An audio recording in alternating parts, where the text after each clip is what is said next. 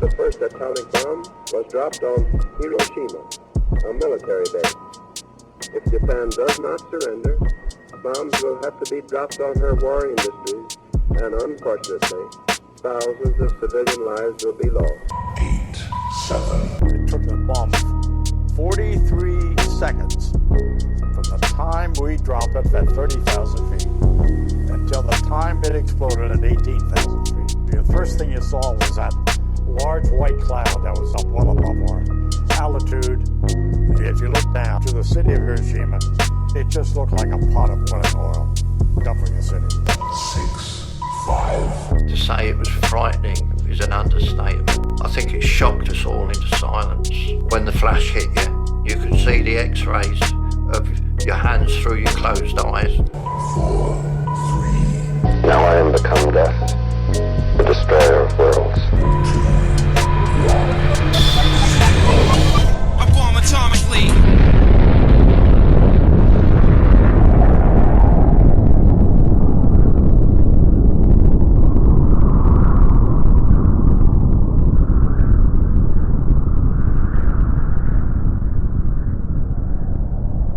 Welcome to the Bomb Atomically Podcast, where Socrates' philosophies and hypotheses can't define how we be dropping these mockeries. I'm Big Tones. I'm joined by JMac. Yo, what's up, people? And Joey Columbo. Hi, from my fake smile jail cell. How you doing? What's going on, guys? How do you do, folks? What's the good word? It feels good to be back Absolutely. on the airwaves. Absolutely. Episode 1. I'm excited to get started. Real quick, just kind of, letting you know what we're doing here. So the Bomb Atomically Podcast, we plan on, taking, whether it's movies, TV, books, music, any kind of, media or whatever, and we want to use it to have, deep conversations about things in life, whether it's, government, conspiracies, whatever. We just want to use the, film and TV, whatever, as a medium to discuss these larger societal issues in a sense. I don't know, maybe have like a deeper conversation about it. What do you guys have to say about it? Well, I agree with you 100%. There's something about when podcasts are covering film and television where people get on the air and they, talk about how they feel about it, but it just really scratches the surface. I thought it was a great kill. I like when the hero won at the end or, fell off at the end, whatever it may be. But we want to crack through the surface, not just say how we feel, but really peel the layers of the onion. Let's delve deep. Let's go really hard on this, right? We want to talk about those tough conversations, those tough topics that people don't want to get into sometimes. And it might be hard to talk about. Things like how technology is sucking the life out of humanity, things like gender roles and racism in society, right? I mean, some people don't want to talk about that, and some people might not even want to hear about that. But guess what? It's part of the human condition. So, we're here to, spit knowledge on our insights, our analysis here on some film, some television, we might tackle some other music. But I mean, the common thread that ties us all together here, is these, not just the genre horror, sci-fi, but, speculative media, right? Mm-hmm. J-Mac, I know you love a great conspiracy theory. We've been on several podcasts together. Listeners who've heard Slice and Dice, Beneath the Zenith, Horror Mafia, they already know how we roll. And Ant's right in the thread, right along with us in the quilt, Mm-hmm. So I mean, that's where I'm looking to go with this. J-Miz, what about you? Yeah, man, I'm anxious to, go down the rabbit hole of whatever topic may come up on the various episodes. So can't wait to pick Tones' brain, see where he's at. I know he's a big conspiracy dude too, from his other show, TNT Dynamite Podcast, with his Stay Woke segment he did. Joey is the professor of all things, so can't wait for his mind to hit the cosmos and, enlighten us. Oh, I will definitely confuse you, that's for sure. Looking forward to it. So I guess in that vein, we kind of hop right into it. So for this episode, we're covering two different things. First, we're going to talk about the Twilight Zone episode, The Obsolete Man, which I'm guessing a lot of you seen, being that it's like, 60 years old? I don't even know how long the Twilight Zone's been out. So if you haven't seen it, sorry about the spoilers. That's kind of on you at this point. And then after that, kind of related, we're going to talk about the Black Mirror episode, Nosedive. So first we'll just hop into Twilight Zone. You guys want to kick it off? Yeah, we'll get into the Obsolete Man. So yeah, like Tone said, this will be a spoiler discussion on the Obsolete Man. It's a classic Twilight Zone episode that you've probably seen before if you're a fan of the series. Second episode starring what's his name? Meredith Burgess? No, Burgess. I always say Burgess Meredith. I always say that, dude. Burgess Meredith, of course. And when we get to Black Mirror, though, we will open up spoiler-free and then put the disclaimer up before we do actually speak freely.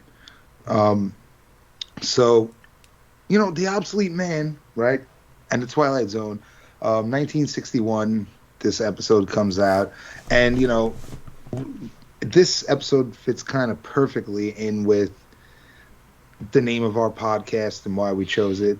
Yeah, there's the Wu-Tang Clan reference, obviously. Come on, let's be real, folks, right? And like in several of the Wu-Tang Clan's, songs, there are lyrics about government conspiracies and, aliens and all sorts of craziness. And that's kind of the stuff that we're going to discuss. But, this all kind of stems back to World War II, 1950s, 1960s, Vietnam, and nuclear warfare, Yep. Nuclear warfare, the Red Menace.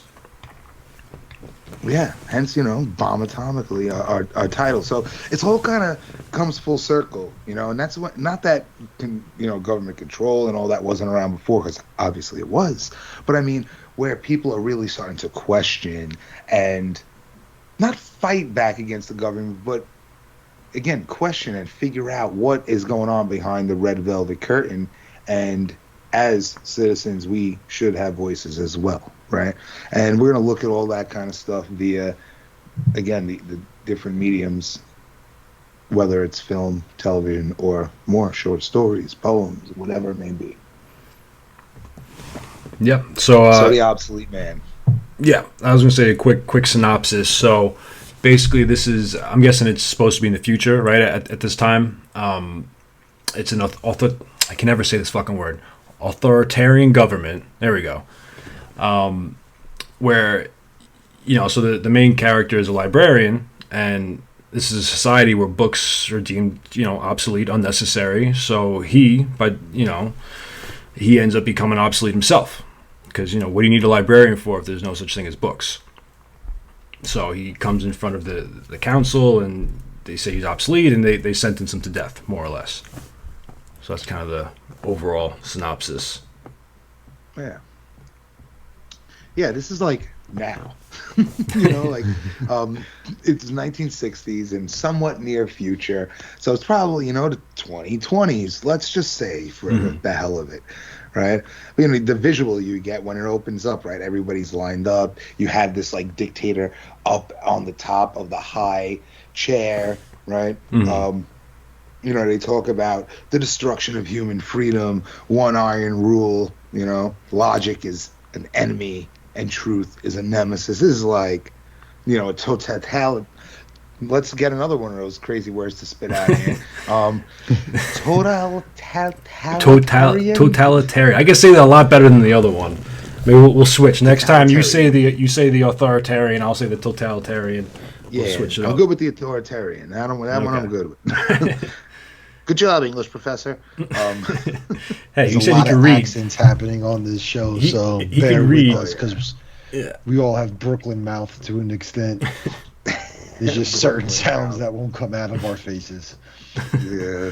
Look, we can read. No one said we can speak, though. Oh man! But quick side JMac, note. what's your experience with this episode? All right, go ahead. Yeah. Man, dude, I've been a Twilight Zone fan as long as I can remember. Growing up, watching the marathons for New Year's, and even when we were kids, I was talking about my wife. I remember them doing a Twilight Zone marathon on the 4th of July as well. Oh, I don't know if you guys remember that. Absolutely. Yeah, so it wasn't just, it was something I looked forward to on the 4th of July and New Year's, and, it was a thing. Like, even as I got older, I didn't care about going out on New Year's Eve. I wanted to sit home and watch the Twilight Zone marathon. And I was telling my wife, too, man, like, I remember being a fan of this episode before, when I was too young to even know what was happening. Right. Mm-hmm. There was just something cool about it, so big fan of this. Burgess Meredith, I mean, dude, the Penguin from Adam West Batman, from Rocky. Like, the guy is amazing. He's my favorite person, probably. I didn't even make that connection. Oh, dude, that's freaking, what's his name from fucking Reanimator. I've never seen it. Yeah. Oh, dude. I haven't seen it in a long time. Right? Come on, it's got to be him. It's got to be him from Reanimator, right? Come on, please tell me. Is he a Reanimator? Reanimate my... No, maybe not. There's another word. Add it to the list. Damn it. Yeah. Damn it. I don't think it's him. You're just so close. All those tall dudes look familiar. Yeah. By the way, how did he get up there in that pulpit or whatever? That was pretty high up. You think there was an elevator or a ladder? Ladder on the backside, probably. You would think if he's a high-ranking party member, they wouldn't make him climb a fucking ladder every time he had to hold court, right? Yeah. I had a couple logistical issues with this episode, but we can get into it as we go along. I will say one thing about this. I do like the way this episode's filmed. There's a lot of shots from him looking down on them, him looking up, the use of the shadows in that main courtroom area and stuff. The whole step into the light thing. Yeah, for sure. Yeah, I mean, there's the camera angle play going down for sure. Especially in this episode, the people just standing on the side, they're just standing there, not moving, compared to by the end of the episode where they basically just beat him to death. Yeah. Right? I mean, I'm assuming that's what it was, except they couldn't show it so violently. Yeah, right? They beat him to death West Side Story style. I don't know, when they jumped in at the end, that's I was thinking Jets vs. Sharks, the way they were creeping around and everything. I don't know. Thought that was funny. Yeah, I don't know West Side Story at all. I don't really either. I just know that they dance fight. I just know that they dance fight and stuff. Yeah. That's awesome. Oh man. But yeah, this. It's funny you said that before, Jay. That you remember liking it when you were young, but not even understanding why. I'm in the same boat. I remember liking this episode too, and I think it's that revenge factor. How he tricks the bad guy, and I think that's just a relatable thing that human beings, are going to be yeah, and root for the underdog, the guy being obsolete. You could feel that authoritarianism. You could feel the bad guy, good guy contrast. You know what I mean? So as a kid, you don't need to know anything about the Cold War. You don't need to know anything about dystopian societies and all that kind of shit. You just need to know those base, storytelling / human emotions that we experience when watching the episode. And the Chancellor, who that dude's been in a ton of Twilight Zone stuff too. Fritz Weaver. Yeah. He uses language in it that as a kid you kind of understand. This guy's a jerk. No matter what it is, this isn't just a judge. This guy, he's dehumanizing. He calls him a bug. Right. Yeah. And even just the tone of his voice is very demeaning. Yeah. I mean, he even they denounce God. We're Catholic boys, you know what I mean? Denounce God as a young kid. Oh my gosh. Yeah. Holy shit. And I can only imagine back in the 60s saying that. Now it's a little bit, more common to have atheists and stuff like that. But back then, if you weren't religious. Like, I mean, everybody was religious, so it's even more like shocking in that kind of sense. Yeah. And even in this episode, the talk about Hitler and Stalin, like, they didn't go far enough. Like, they had the right idea. And, like, you realize at the time when this came out, that's only 20 years removed from World War II. So it would be like, them putting out something now with somebody being like, that Al-Qaeda, they knew what they were doing. You know what I mean? Like, yeah, it's still fresh. It was heavy biz. It was still fresh to these people back then. Mm-hmm. Yeah. And especially right in the middle of the Cold War, with this authoritarian government. There we go. Everyone was scared about the Red Menace, Stalin. We're talking about the Vietnam War before all that stuff. Like, Vietnam War is a little bit after, but that was like a very, front and center of people's minds. Right. You also have, the civil rights movement going on in the middle of that, right? That plays into control over humans as well. You know what I mean? That's the thing about, Twilight Zone, not just Twilight Zone, but like when we were talking about Halloween Kills, they're trying to throw some commentary in it, but that's the thing, like a slasher movie that you wouldn't even think twice about trying to talk about things going on in the world and you can pick this stuff apart. You know what I mean? Historical context is an extremely important part when it comes to whatever the piece may be. Again, movie, video, TV, poem, story, right? I'm teaching dystopian fiction, and these stories that were written in the 1940s, 1950s, 1960s, the things they're talking about are happening today. Just like in our next episode, Black Mirror, for those of you who've seen Black Mirror, you already know the things they talk about are probably in our distant future, Nosedive being the closest, Yeah. No. Understand? I don't want to go into Nosedive yet, sorry. Go for it, Ant. Yeah, no, I was going to say, a couple of months ago, out of nowhere, I got the urge to reread 1984, and I'm sitting there reading it, and I'm just like, well, that's happening right now. That's happening now. That could be right around the corner. So, like, certain concepts and ideas like that are kind of almost timeless. Yeah. This kind of idea of being oppressed and being silenced and all this stuff. And I do want to say about this episode and just, film and TV in general, my favorite things to watch, because you even mentioned Halloween Kills, are things that are just entertaining on like a face value. You could watch it and have a good time watching it, but also you could dive deeper into it and talk about it the way we are. Whereas, like, if you have something that's all just deep diving and not, much of a story, not very entertaining on the surface, or vice versa. So I feel like a lot of Twilight Zone episodes are like this, where it's like you could just watch it for what it is and enjoy it, but then also we can have these discussions. Absolutely. Yeah. I mean, it has to do with human rights, that's a universal thing, right? Whether it was now or whether it was 2,000 years ago in fucking Mesopotamia or wherever. Yeah, no, it's constantly an issue. I mean, obviously it's better now than it was back then, but there's still a lot of work to be done. Still a lot of discussions to be had. Absolutely, And when we get into Nosedive, again, gender roles, are going to be ever present in that conversation. So, I mean, we're in 2021, and that's taking place in the near future from now. So, I mean, again, these are things that are going to come up on a constant through, when we talk about these kinds of oppressions and suppressions of human beings.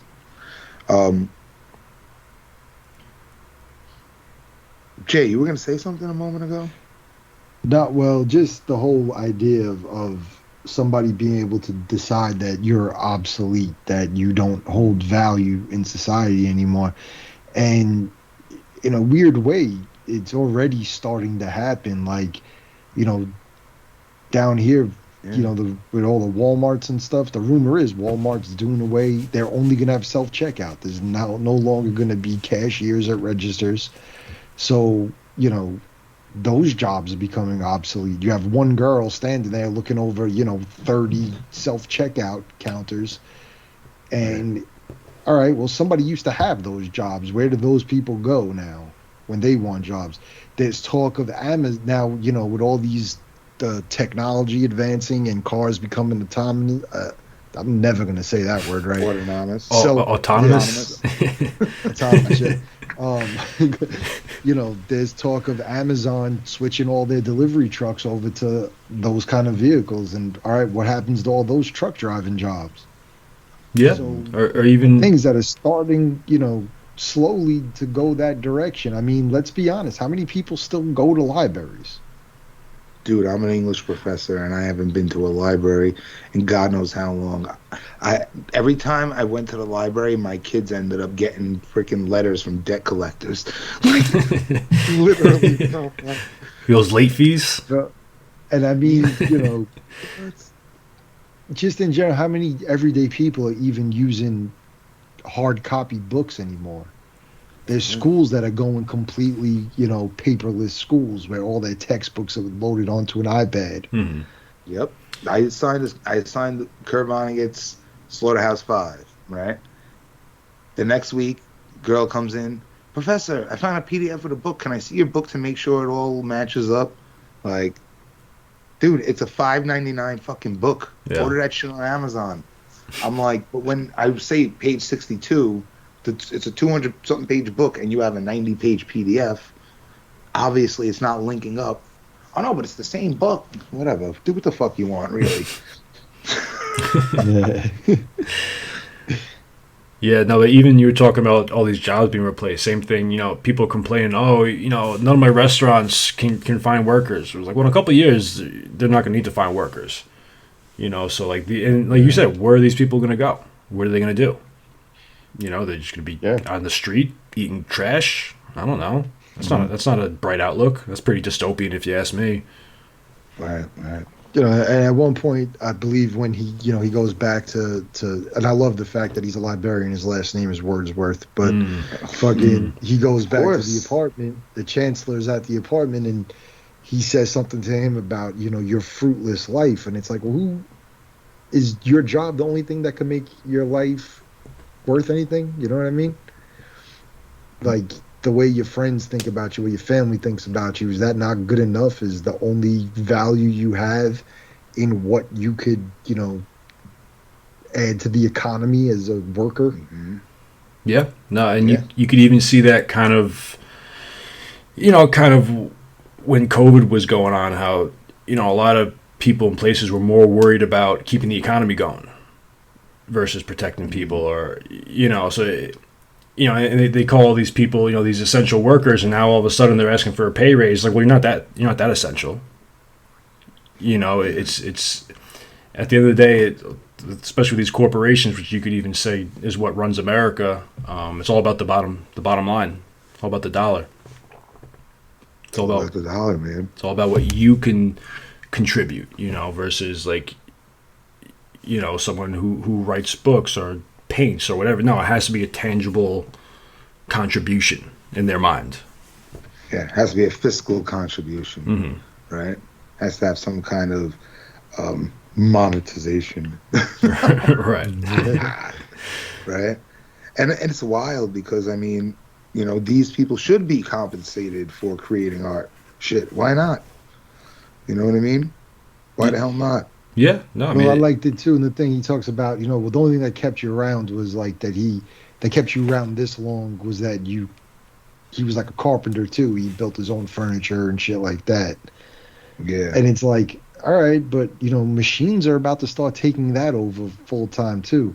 It drives me because, you guys know, anybody listening might not, but I like woodworking, making little shelves and tables and shit like that, like as a hobby. And, there's a kid I follow on Instagram, and he's always, like, posting all this dope stuff he makes.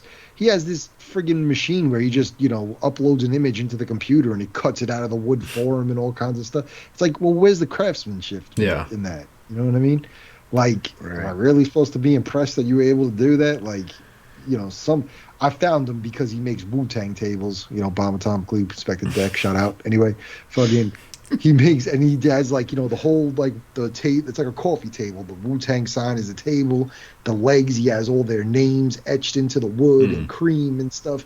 And it's like, he didn't sit there with a freaking chisel or even a Dremel and carve out all these names. He friggin' uploaded the image into some software, stuck it in his little machine, and the freaking drill came down and did it all for him. And then he just glued it all together and nailed it. It's like, bro, like, are you an artist? Are you an artist at that work that you're doing, or you just able to handle a computer, I mean, it's like music too, like if you can, push a couple of buttons on GarageBand and make a beat, right? Are you really making music? Yeah. Like versus if I'm just sitting there, like, and I take something and I'm like, better watch your back. I'm making fucking music. That's art. That's art right there.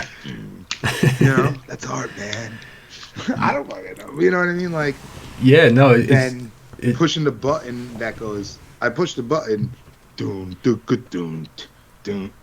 I'm being facetious, of course, but you know what I'm saying, right? Like, you see, like, DJ Paulie D up there, yeah, and he like pushes the fade with his finger to the next side. It's like, what the fuck is that, bro? I mean, really? That's gone away too. Like, you watch a real, like, these the versus battles that have been going on lately. I don't know if you kept up with any of that stuff, Joe, but especially like the Locks and Dipset, when they like the DJ technician, when you watch real DJs who could use two turntables like a musical instrument and go between two records and scratch and control a crowd by the music they're playing, you see that there's an art form to that too, as opposed to like, oh, Paris Hilton's gonna DJ a party where she just plugs an iPod in and hits play, Right. Yeah.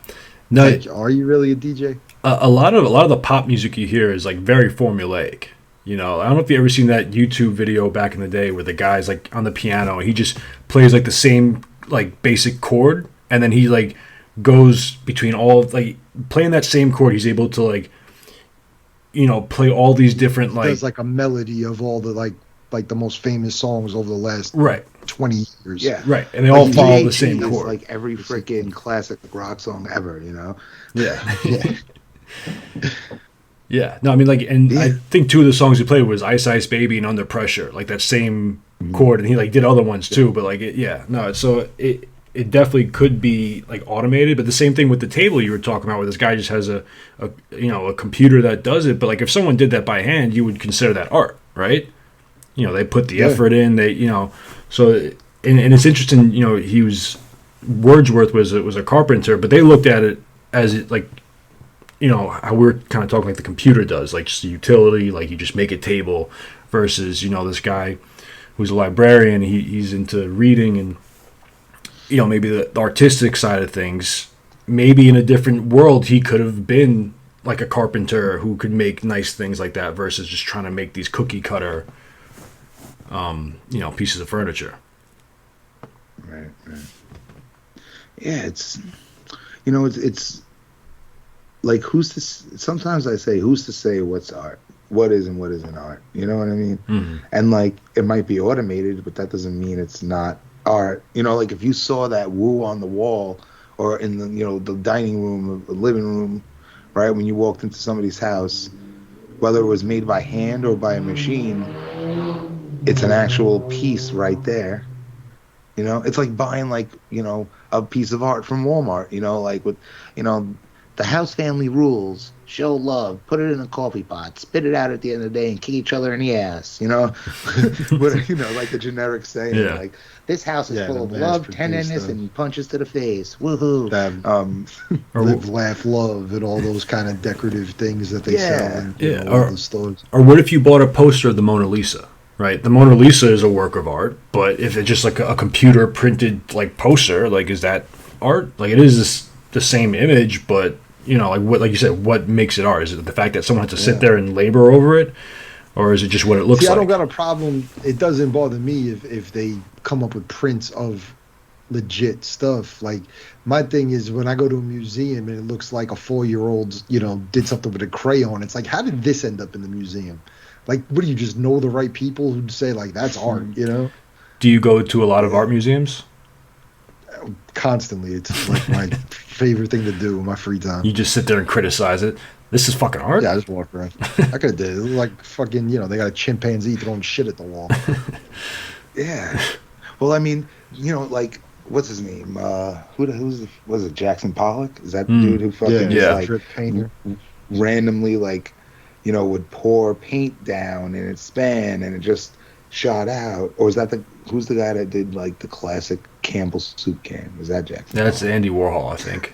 That's Andy Warhol. Yeah. Jackson Pollock was they call him like the drip painter. He said he was painting his subconscious or some shit. Yeah. Because if he thought about what he was doing, he'd never put anything on the paper. And I'm like, you just found a roundabout way to sell shit for a lot of money, I think. But that's the thing, it was done via, randomness. I mean, randomness and chance. If he didn't do it that way, that piece would never exist. You know what I mean? Like, I have a way of writing poems. It's called the cut up, and here's an experiment. I take a red Solo cup, right? Take 3 songs that I love, print out their lyrics, cut up all the words, put them in the cup, and then draw them one by one and layer them out one after the other. Poem. Fill in the blanks. Like it's like a Mad Lib. It's like a Mad Lib poem. Yeah. I mean, but that's the thing. Like, if I never would have randomly drawn them out like that, this poem could have never existed. Yeah. No, you know what I mean? If he would have never threw down that paint in whatever kind of ways he did it, the next time he did it, it would never be the same again, because in that moment, the way randomness and chance and all that works together, right? It's the only unique one of a kind. I get what you're saying, but if, like, let's say he didn't do, a certain paint in a certain way, like, would, like, our society, like, collapse? Like, would we be missing all that much if he just painted it a different way, like, a day later? I don't know. No, not at all. That's the thing. That's the thing about it. Like, if you went on the corner of Manhattan in front of 42nd Street train station and asked everybody that came out, who's your favorite painter? Who's your favorite poet? People are going to be like, I don't know, Edgar Allan Poe? Maya Angelou? Like, who's your favorite poet? People don't read poetry anymore. Yeah, People don't know shit about art anymore. I don't know shit about art. I don't even know what do you get when you mix red and blue? I don't fucking know. You know what I'm saying, though? Yeah. Like, is it that we're, like, dumbing ourselves down, dehumanizing ourselves? Like, what the fuck is it? Why? I think we're just... So in the past, I think we had a lot more free time. Now with smartphones and Facebook and Instagram and Twitter and all this YouTube, whatever, like we spend our free time doing stuff that's not be productive. Whereas, I think you're on to something, is that quiet time for your brain. When you used to just stand in line at a store and not have a phone in your hand, or even go into the bathroom. When's the last time you just had a good old 90s dump where you didn't have a phone in your hand and you had time to think about stuff? Probably the 90s. You just read People magazine, Yeah, reading shampoo bottles and shit. Rack in the bathroom if it was that serious. But I think that quiet time allowed people to come up with ideas that could lead to, them writing something or being like, man, maybe I should try to draw this or do that. Like, there's that's not there now. Your brain, and I don't know what that's doing to our brains in the long run. For, look at your computer. Every time that the screen's about to go to sleep, you tap the mouse and wake it back up. Like, maybe you need to shut off for a little while. Maybe that's when the real ideas come to you that expand your brain in a creative way. Mm-hmm. Yeah, because instead of being bombarded with information, like you said, it kind of lets your mind wander a little bit. Yeah, I think being bored is good sometimes. The other day, I'm sorry, Go just real for it. quick. My earbuds, I sent you guys that little blurb thing about a story I had an idea for. Mhm. The headphones would get dying. I put them in the case to charge up. I'm sitting there eating my lunch, and that whole thing came to me in like 2 seconds. Oh And I yeah, was like, dude. let me shoot this over to them, and maybe we could expand this into something down the line one day. The best ideas come like that, bro. It's crazy. And if I was sitting there listening to music or to a podcast, I may necessarily not have thought of that thing. Yeah. Yeah. Yeah. We always have stimulus constantly. Ding, ding, ding, ding, ding, ding, ding, ding, ding. Non-stop. It's always like, what am I going to do? What am I going to watch? What am I going to listen to? I got to do the dishes. So what podcast am I going to pop in? Which channel on Sirius am I going to listen to? What, like when, and you just said, I read 1984. Like, the only way I get my reading in is through fucking work. If it wasn't for work, I don't have free time to read. Like, if I read right now instead of podcasting, I just fall asleep because I've been up since 5:30 in the morning, and it's 10:41 at night now. You know what I mean? Yeah. Only time I read is when I'm taking a shit now. Like, it's, like the only time that I'm sitting there and like I don't have screens in front of me. I'm like, okay, I can focus on this. Yeah, I have to do audiobooks if I want to read something. I cannot sit down and just read off a page. My mind goes a million different directions. And I don't have the time to do it. An audiobook, I could do it while I'm walking the dogs. I could do it while I'm working. I could, whatever's going on, driving the car. But it'd be hard for me with what I got going on right now to find a half hour a day to sit down and just read out of a physical book. JMac. Here, there's a quote from the episode.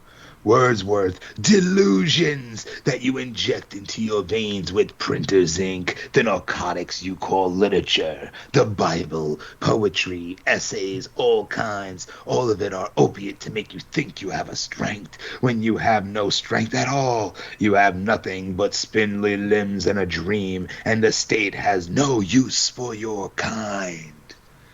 Where's your book, dude? You don't have your book, bro. You're contributing to the society, bro. Read the fucking book, bro. No, it's true though, man. That's a great quote because I mean, a government like that, they don't want you critically thinking. They don't want you to think about things. They want you to say, okay, this is how it is. This is how it's going to be, and then you just accept it. Yeah, they want you focused on other things. The Bible, poetry, essays. Bro, think about it, right? The Bible, has been freaking dumbed down to the most, ridiculousness. When I look at, when I go to pull up quotes and I'm reading through them, I'm like, how does it go from that to this? You know what I mean? So, it's almost like, okay, let's kind of take the Bible and whatever, let them have it. But poetry, essays, bro, essays are freaking amazing. This is dude David Foster Wallace, and he wrote some of the best essays, about society, about humanity, about different, he was like a journalist, he would go and write it kind of what's his name,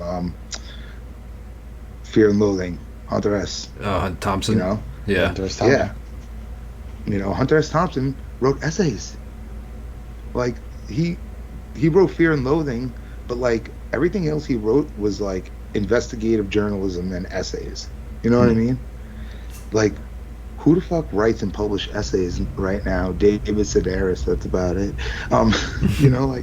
People, I mean, but we could spend 12 hours watching Netflix on a Saturday. I've been there. Well, a government like that don't want you to do that. They don't want you to expand your mind. They don't even want you to fully understand yourself. You're right. Because they need you to be that cog to keep everything moving. And, through poetry where you could express yourself, you could get things off your mind. You could, I'm trying to find the right way to say it. You could start a revolution, bro. Yeah, I mean, you do. Finding out about yourself, look, it'd be very easy to, all right, I'm supposed to do this job and this is what I got to do. I go to work every day and this is my life. But when you start really thinking about what you want out of life, it's not necessarily going to be, fucking driving a cab or doing whatever. You could find out about yourself through things like poetry. And Absolutely. Yeah. you could, very easily be like, you know what? I don't want to be a fucking doctor. Maybe I want to be a fucking writer or a fucking whatever the fuck. Yeah. No. Tell me about it. I mean, think about like in this universe, in this episode, like let's say, I don't know, you work in a factory and you make buttons, right? That's all you do every day. You just make thousands of buttons, right? And then all of a sudden you read a piece of poetry that exposes you to some kind of, whether it's emotion, whether it's happiness, whatever. It makes you think about like, okay, am I happy doing this? No, they don't want that. They don't want you thinking about that stuff. So that's why they're trying to silence you. They just want you to be, like you said, a cog in the wheel, do your job, be productive to society or whatever, and shut the fuck up about it. Yeah. And like back in the day, like poetry was like rock and roll, man. Like poetry brought people together, Poetry, for example, one of my professors, right, he was a big translator in Russia of Russian poetry. And like in the 70s and 80s, they'd have fucking poetry readings, like underground poetry readings. The doors would get kicked in the KGB. Everybody would be scattering. Like, dude, it was nuts.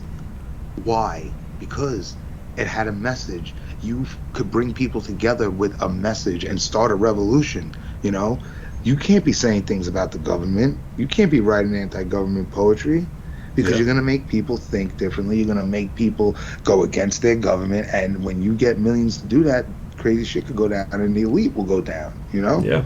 So why enlighten people with,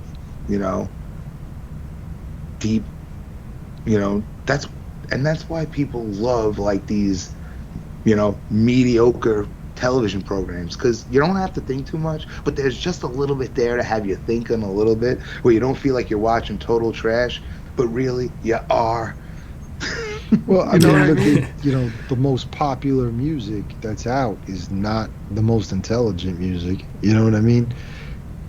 Yeah. Pop music is brutal to listen to sometimes. If you want to listen to music, I mean, I think because we lived it from almost beginning to end, it's no more evident in any other form of music than hip-hop.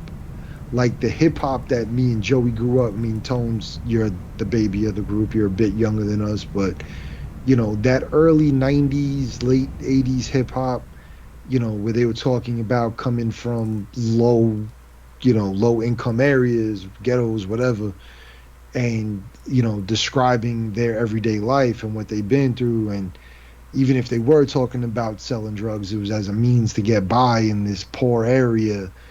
Into now where, I'll hear songs that my son has on and I'm just like, dude, what is this nonsense?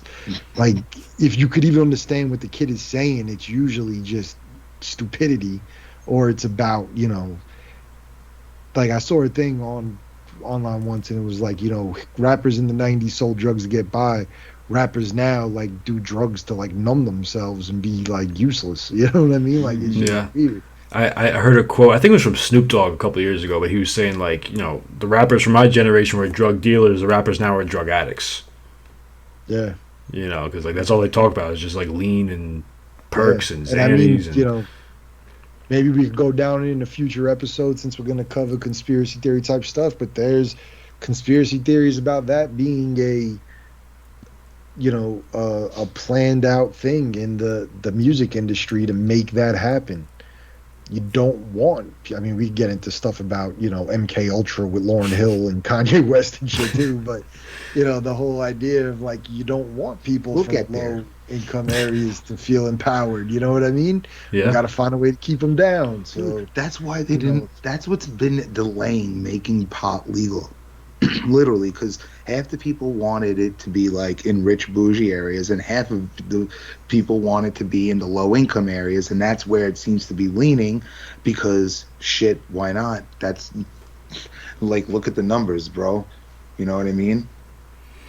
Yeah, no, I mean, people want it. I was saying people want it, and I think part of it too is like maybe they're holding it up a little bit just so these bigger corporations like a Philip Morris or an Altria that like is already a tobacco company could get in before like the small guy can.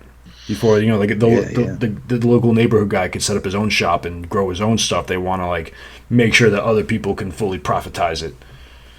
Yeah, there was I believe it was Ohio. I could be wrong, and I'm not gonna try to fact check it live right now. But that they had it lined up to be passed, but what the law or whatever they were gonna pass was it would only be legal to be sold by like 4 corporations.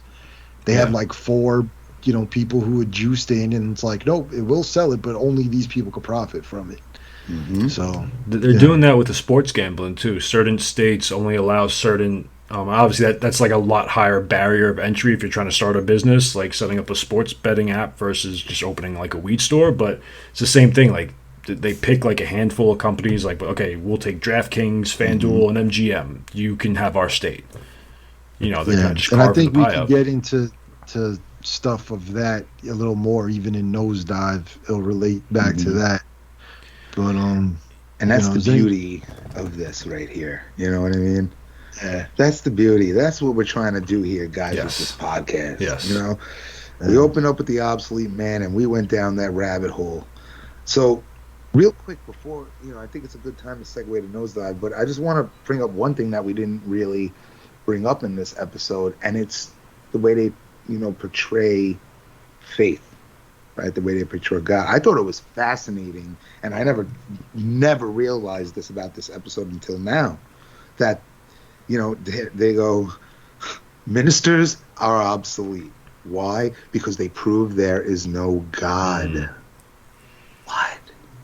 But then you get the scene where he tells the chancellor, oh, there's a bomb here, and the chancellor is screaming for God, right? The irony, while cool, calm, and collective, that's the one thing you can't take away from him is his faith. Yeah.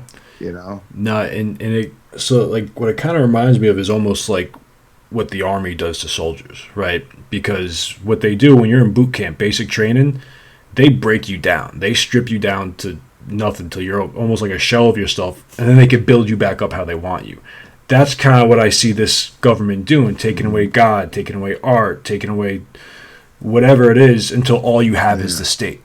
All you have is what we tell you. There's no other outside influences. There's no way you can have any crazy thoughts. Like, everything is the state.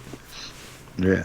And I was just going to say, like, it just, look at today, right? Look at how, I don't go to church. I don't know if I believe in God or not. I question it all, right? And there are people that don't even question it, like, oh, yeah, definitely don't believe in God. Like, organized religion is on such a decline, it's not even funny. You know what I mean? So it's like, well, is that a bad thing or a good thing, Yeah, See, it depends. That's a whole other conversation. Yeah.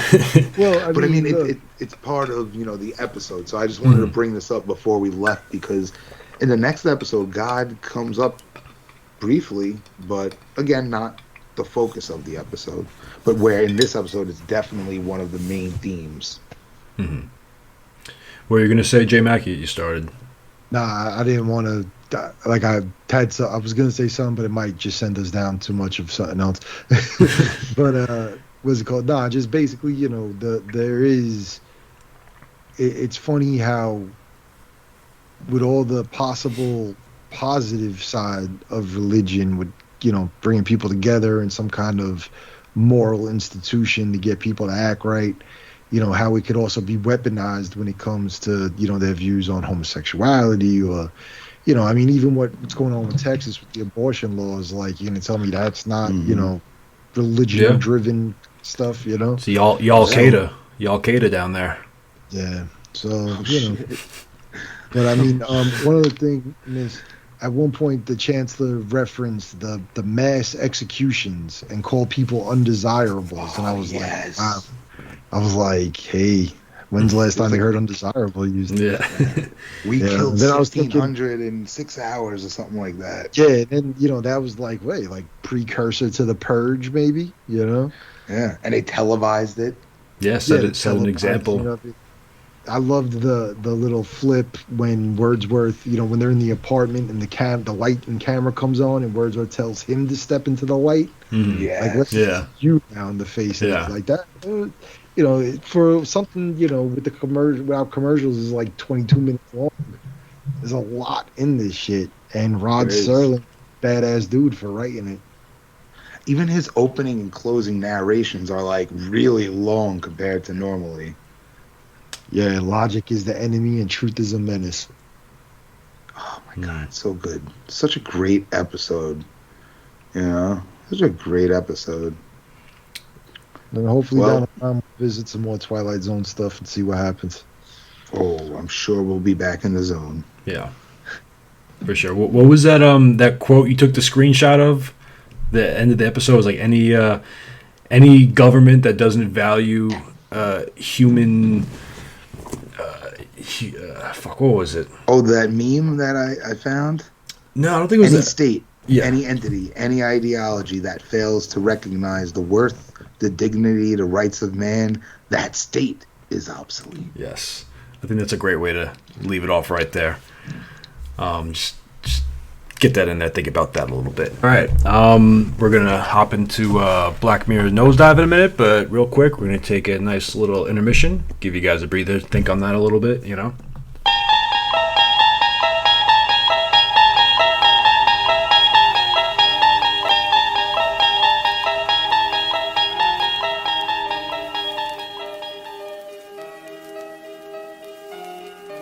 Redlock's killing it.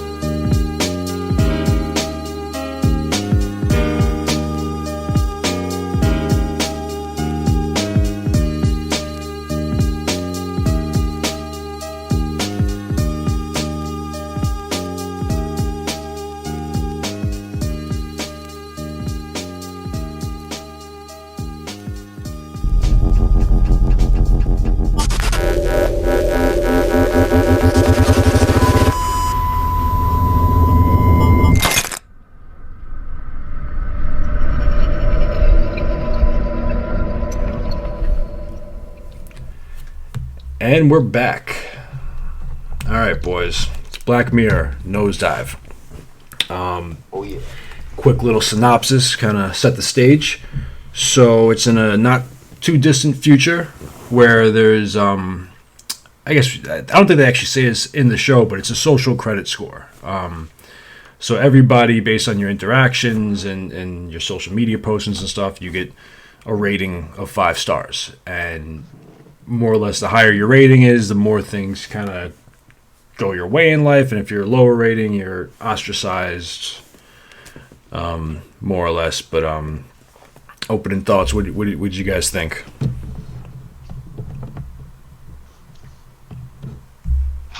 Joe, you've this is the first time seeing this for you, no? First time watch for me, yes. Yeah. Wow. I watched it, the first time, and I said, doing this for a podcast, for those who know me, I take very thorough notes. But I had I had to just watch it, you know what I mean? Like, to process it, because going into it, I had no idea what it was. The title, Nosedive, like, for some reason, I just kept thinking about, you ever played that game, Metal Slug? Like, there's like a army side scroller, and you just, like, shot from your tank, and there was, like, broken down helicopters in the sky. I just pictured one of those doing a nosedive. Like, that was the image in my head every time I thought about this episode. So I had no idea what I was getting into here. You know what I mean? And, man, I got to tell you, I was pretty blown away. I've seen probably about half of all of the episodes in the Black Mirror series so far, and they all make you have a feeling, like a pit in your stomach feeling, like this sense of dread, this anxiety, and that's what I love about the show. All the episodes give you that feeling, and this one gave me the same feeling, but at the same time, it was very different, very bright. The pastels obviously were in your face. The whites, the tans, the beiges, they popped next to the pastels. Like, this was a very bright episode, but about a very dreary topic. The way the score worked and played with my emotions, I'll talk about that a little more later when we go in depth. I thought that worked fantastically. And I think, the way they deliver the message, at first I thought it was kind of forced and in your face, but I think that's kind of the point, just like these freaking phones are forced and in your face. Like, so all in all, I thought it was one of the best episodes I've ever seen. It had an element of comedy, like dark humor, that some of the episodes cannot even, you watch an episode like Shut Up and Dance or White Bear, and there is no fucking comedy in those episodes. You're not laughing for an hour, where at the end of this episode, while she was, doing her thing, I was just laughing, man. Like, yeah, like, and there was a different, like, optimism in the end, where in most Black Mirror episodes, you don't get that optimistic feeling, And in that last scene, I was like, fuck yeah! So, initial thoughts, fucking top tier episode of Black Mirror. Nice. What do you got, JMac? Definitely. I'm a big Black Mirror fan as it is. I'd say, out of the whole series, there's probably only like 2 or 3 episodes that I could give or take. The rest of them, I think, are pretty much either like brilliant or like high level good, Mm-hmm. So, this one, the thing that struck me first about it was, for a Black Mirror episode, how bright it is. And that was done, purposely. It's almost like the whole episode, not the whole episode, but a big chunk of her everyday life had a filter over it. Like the regular world doesn't look so, bright and shiny and, like Joey was saying, the pastels and all that.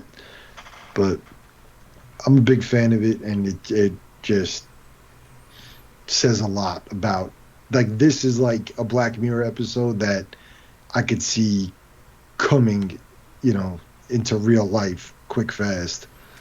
Yeah, I mean, we kind of talked about it in the chat a little bit, but China has something of this. They have a social credit score of some sort already in the works, where if you want to live in certain neighborhoods, buildings, or whatever, you need to have a certain score. You know, which is kind of like our credit score. You know, yeah, like my piss poor credit score and how I'll never be able to own a home. Yo, JMac, that you said the pastels, right? And I said it too, dude. You know what this reminded me of? Fucking Edward Scissorhands. Like it was a dark, dreary, tone underneath the pastel. You know what I mean? Like that town fucking sucked, man. You know, those people in that town sucked. Yeah. On their manicured lawns, their pastel homes, and their amazing hairdos, right? So I mean, it reminded me a lot about Edward Scissorhands' neighborhood. You know, you know what I thought was interesting was you're talking about these bright colors, these pastels. Usually, kind of put you in a happy mood, but the whole time when she's in these areas, she's really not happy.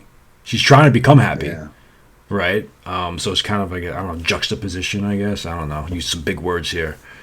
Oh yeah, baby, I love it. Joey's juxtaposition. That's Joey's word, bro. He has it tattooed on his forehead. Right. Oh, is that what that says? Yes. Okay. Yeah. Viva la juxtaposition.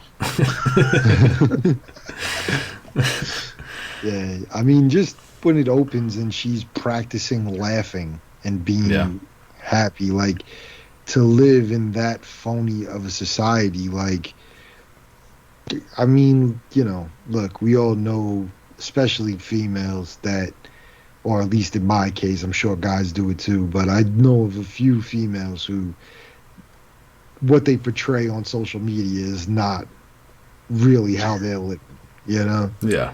Like, you know, bro, dude, fucking families. Forget about man, female, like whole fucking families, from the parents to the children, the grandparents. It's like generational fugazi.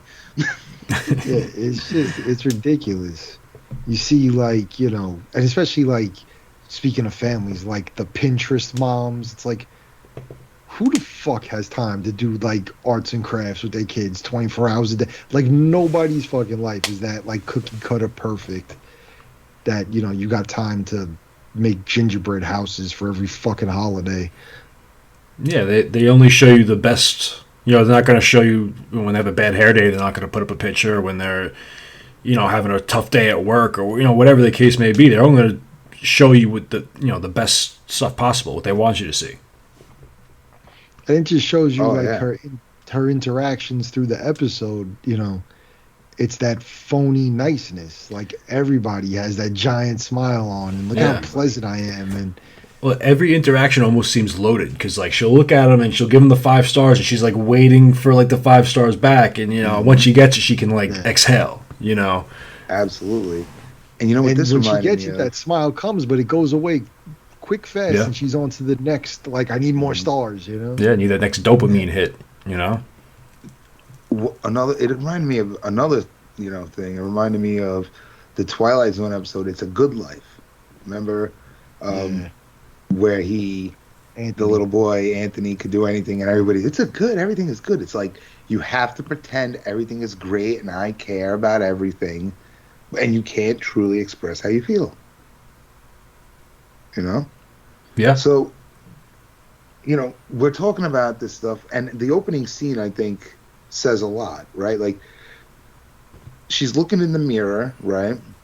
And she's like laughing hysterically when her score comes up on the screen, right? So I'm assuming that that's almost like a story. Like, you know how like on social media, like you could set up like a story, or you could, instead of your icon that's just a solid picture, you could put a video now, I believe, right?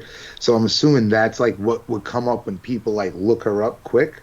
Like the first thing is her going, or something like that. I don't know. But then as soon as the score goes away, she automatically stops. And she just like has all emotion lost, and then she just like goes, touches her nose, and then the scene ends. Right? Like, dude, that speaks volumes, you know? It's talking about what's going on in the society. It's talking about body image, right? The mirror, you know? What is that giving her? A fake reflection, right? That's not real. That's the reflection, you know, that we're portraying on social media right there, you know? But I mean, again, that scene, right? Excuse me. You know, at the end of the scene, she's looking back, right? And that's the real her. There's no happiness on her face. You know what I mean? Well, that plays in kind of to what I was saying before. People only want you to see the best. You know, you're talking about if she's laughing for like her story or whatever, she wants everyone to think that she's having a grand old time, you know, laughing it up, yucking it up. And then, like you said, as soon as it goes away, it's like straight face, looking, you know, touching her nose, whatever, like examine her insecurities, whatever it may be. You know, it's yeah. And like mirrors, they're symbolic for being like the instrument of truth. You know what I mean? It's like when you look at it, you can't change what's looking right back at you. You know? Yeah. There's a saying. You know, what do you see when you look into the mirror? Like who's looking back at you? You know? Right. And you know, that's paralleling social media. You know, except now it's like 187 million people looking back at you in that mirror, because they know, especially nowadays, we know behind that thing there's sadness. Let's see it. Yeah. Let's see your humanity. Let's be real for a minute. Yeah. You know, and then what happens next? We meet her brother, you know, and he freaks out. I was holding a bomb. Right? He's playing like Call of Duty. Yeah. You know? And he's like, sorry. Bro, they could have negatived him for fucking their game up, you know? Yeah. See, I feel like he didn't care as much as she did about the whole score thing. Definitely did. Yeah. Not. She even said the only reason you have a decent score is because of your gaming friends. Yeah. You know? And, yeah. You gonna go? You gonna say something? Okay. No, like, you know, these characters that are in this, aside from Lacey Pound, Ryan, her brother, JJ, the guy in the food industry, right? Bets, the lady in the elevator, Chester, her co-worker, and what was the trucker's name? Anybody remember the trucker's name? Susan, I think. Yeah, Susan. It is Susan. You know, through these characters, right, we can see how different people in this society are, you know, where Susan and Ryan don't abide by the rules of the society. They're doing what they want, right? Ryan playing video games, you know what I mean? Like, he's just covering his bases. He has a place to stay. You know what I mean? When she finds out that the house is being sold, her facial expressions are crucial in this episode, right? Her facial expression is like, oh shit, because she doesn't have a place. And in the beginning, she was busting his chops that, oh, you better find a place because we're going to sell this. Meanwhile, he's like, I got a friend in Phoenix that I'm going to stay with. He's got it covered. He's just chilling. He lives in a freaking giant bunk bed. You know what I mean? Like, He climbs up the ladder, his bed's up there. Like, she's like, put on some pants. You know, he's doing what he wants. Guess what? There ain't nothing wrong with that. Sitting around playing video games in your underwear if that's what you want to do. Especially in that kind of society where shit's very limited. Yeah. Yeah. And everybody fighting for these ratings and shit. Like, even the conversations they have with each other are very reminiscent of how people speak to each other on social media. Like, people you know, at least, you know, like, oh, your kid's so cute. Oh, what about this one? Oh, what about, like, none of her interactions were just straight up, like, regular conversations. Yeah. Yeah. I mean, Like, even the things closest by thing herself. she had. Yeah, the closest thing Like she had with to yeah. was the in the office with the guy who was trying to, like, get on everybody's good side, so he bought them all drinks, And even at first, she was like ready to like hit him with a like, and then the guy the next thing was like, no, we're on the other, like we're on his boyfriend's side or whatever. Right. And she was like, oh, of course, you know. And it's like you're so afraid of being like left out of the fucking tribe. Like, you know, there's like, and that's a social media thing too. It's all tribalism. That mob mentality / cancel culture sort of thing. I mean, he not that the guy was getting canceled, but like everyone decided, okay, we're against him now. And but to an extent, he was. I mean, you lose that, your rating gets low enough. Like, you know, the part he couldn't get into the office building because his rating was too low to open the door. Right. Like, does that mean he's obsolete? He's obsolete. Yeah. Well, you look at now. I don't know if you see what's going on with Dave Chappelle with his new special. There's a big uproar in the transgender community. About some of his jokes, but if you look at, he did a show the other day where he was saying, I don't know if you saw the documentary he did about the George Floyd murder, like 8:46, whatever the time is, he did whatever that. The time was, yeah. But he was saying that like now studios don't want to put out the documentary. Like there was studios lined up before, and now like nobody wants it. No one wants to touch it. You know, because it's kind of the same thing where it's like, you know, he gets canceled and the metaphorical door closes, you know? Yeah. Can't get absolutely. In. You know, this episode is wild, man, because, we're so close to this. Like, the relationship, right, that we were just talking about. One of her coworkers breaks up with his partner, right?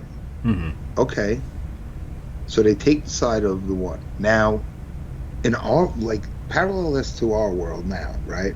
Like, think about, like, your social media status. Like, that used to be a thing a few years ago still. I don't know if it still is, but, like, okay, now, say, a married couple gets a divorce. How does that play out on social media? You know what I mean? Like, are you going to side with one of them? Side with the other one, rumors swirl, blah blah blah, all that kind of stuff. You know what I mean? Mm-hmm. Like, all because of what they might be posting on social media. And dude, this stems to what Ryan says to her. What are you, a sociopath? I love that. What are you, you fucking sociopath? You tell me. Dude, are we all a bunch of fucking sociopaths? Might be getting there. You know, it's getting there. Yeah, we'll get back to that. But we gotta. I think we can't really give away the spoilers yet.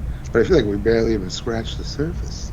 Nah, I mean, she. You mentioned already. She's basically getting evicted from her apartment. They're selling where she lives.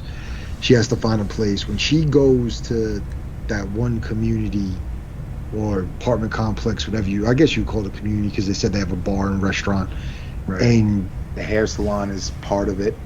Yeah, then they show her a hologram of herself with the new hairdo, and then they have the hologram, potential husband, boyfriend walk in, and the way she looks at that hologram, it's almost like she's longing for like a real interaction. Like a connection. Like she gets lost in that. Like she was looking for a real human connection, because everything else is just, it's like social media, real life. Every other kind of, to put on that fake, act pleasant, everything you do is okay.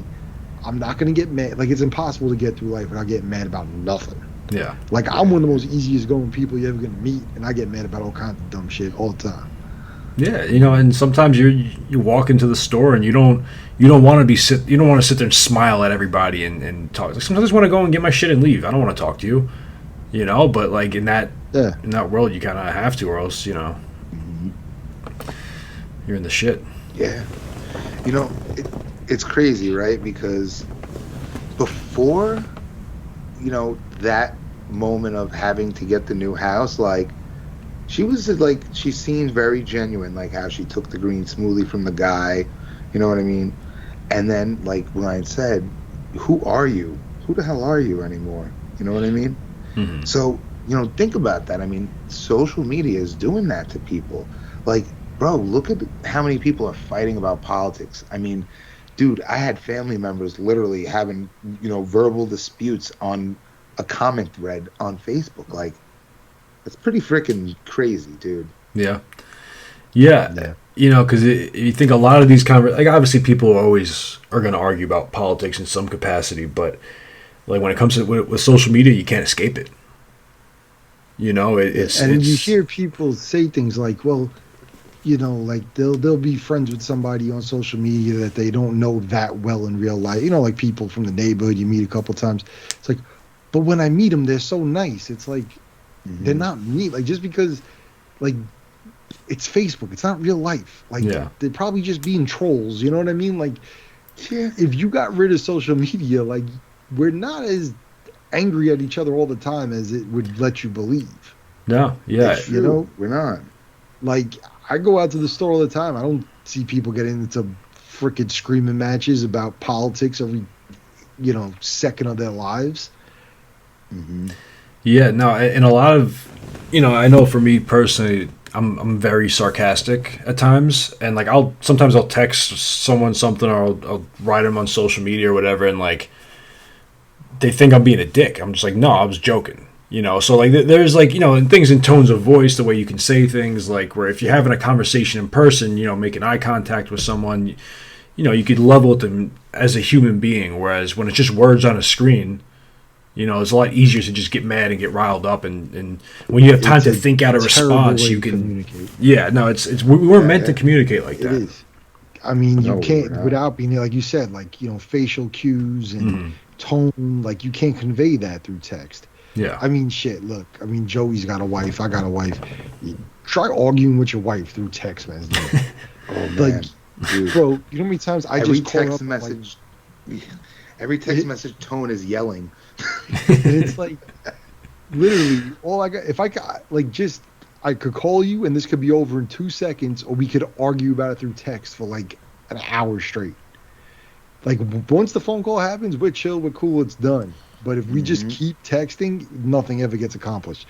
I'm convinced she doesn't even read what I write, and she just spitting venom at me like the freaking Dilophosaurus in Jurassic Park. Oh, shit. Oh, shit. That's hysterical.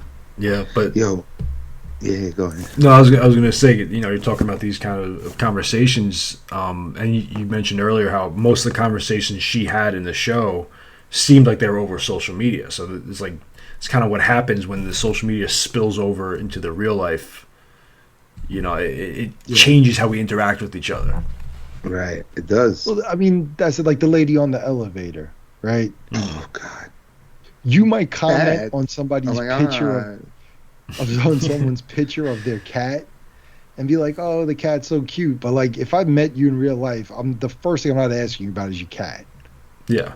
Yeah.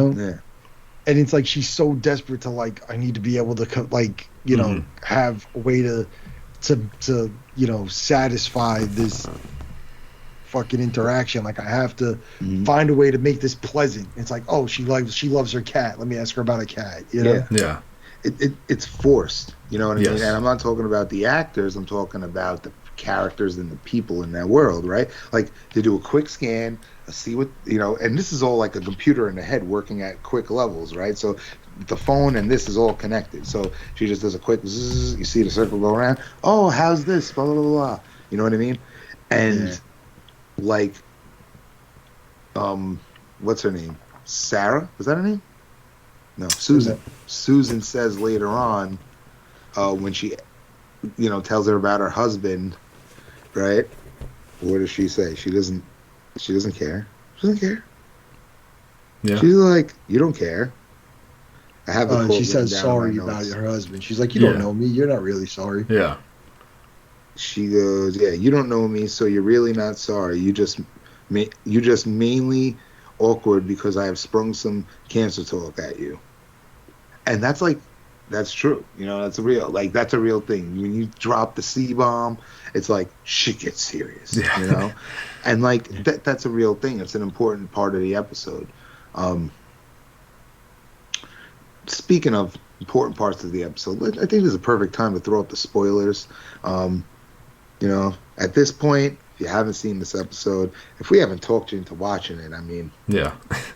I don't know what kind of stuff you like, but go watch The Notebook or Muppets Take Over Las Vegas. I don't know. Go watch Iron Man or something. Yeah, The Man in the Iron Mask. Some fucking The Leo Notebook's a beautiful DiCaprio shit film. that's not Shutter Island. I don't know. But anywho, spoilers are up. Let's speak freely. Yeah, man. You know?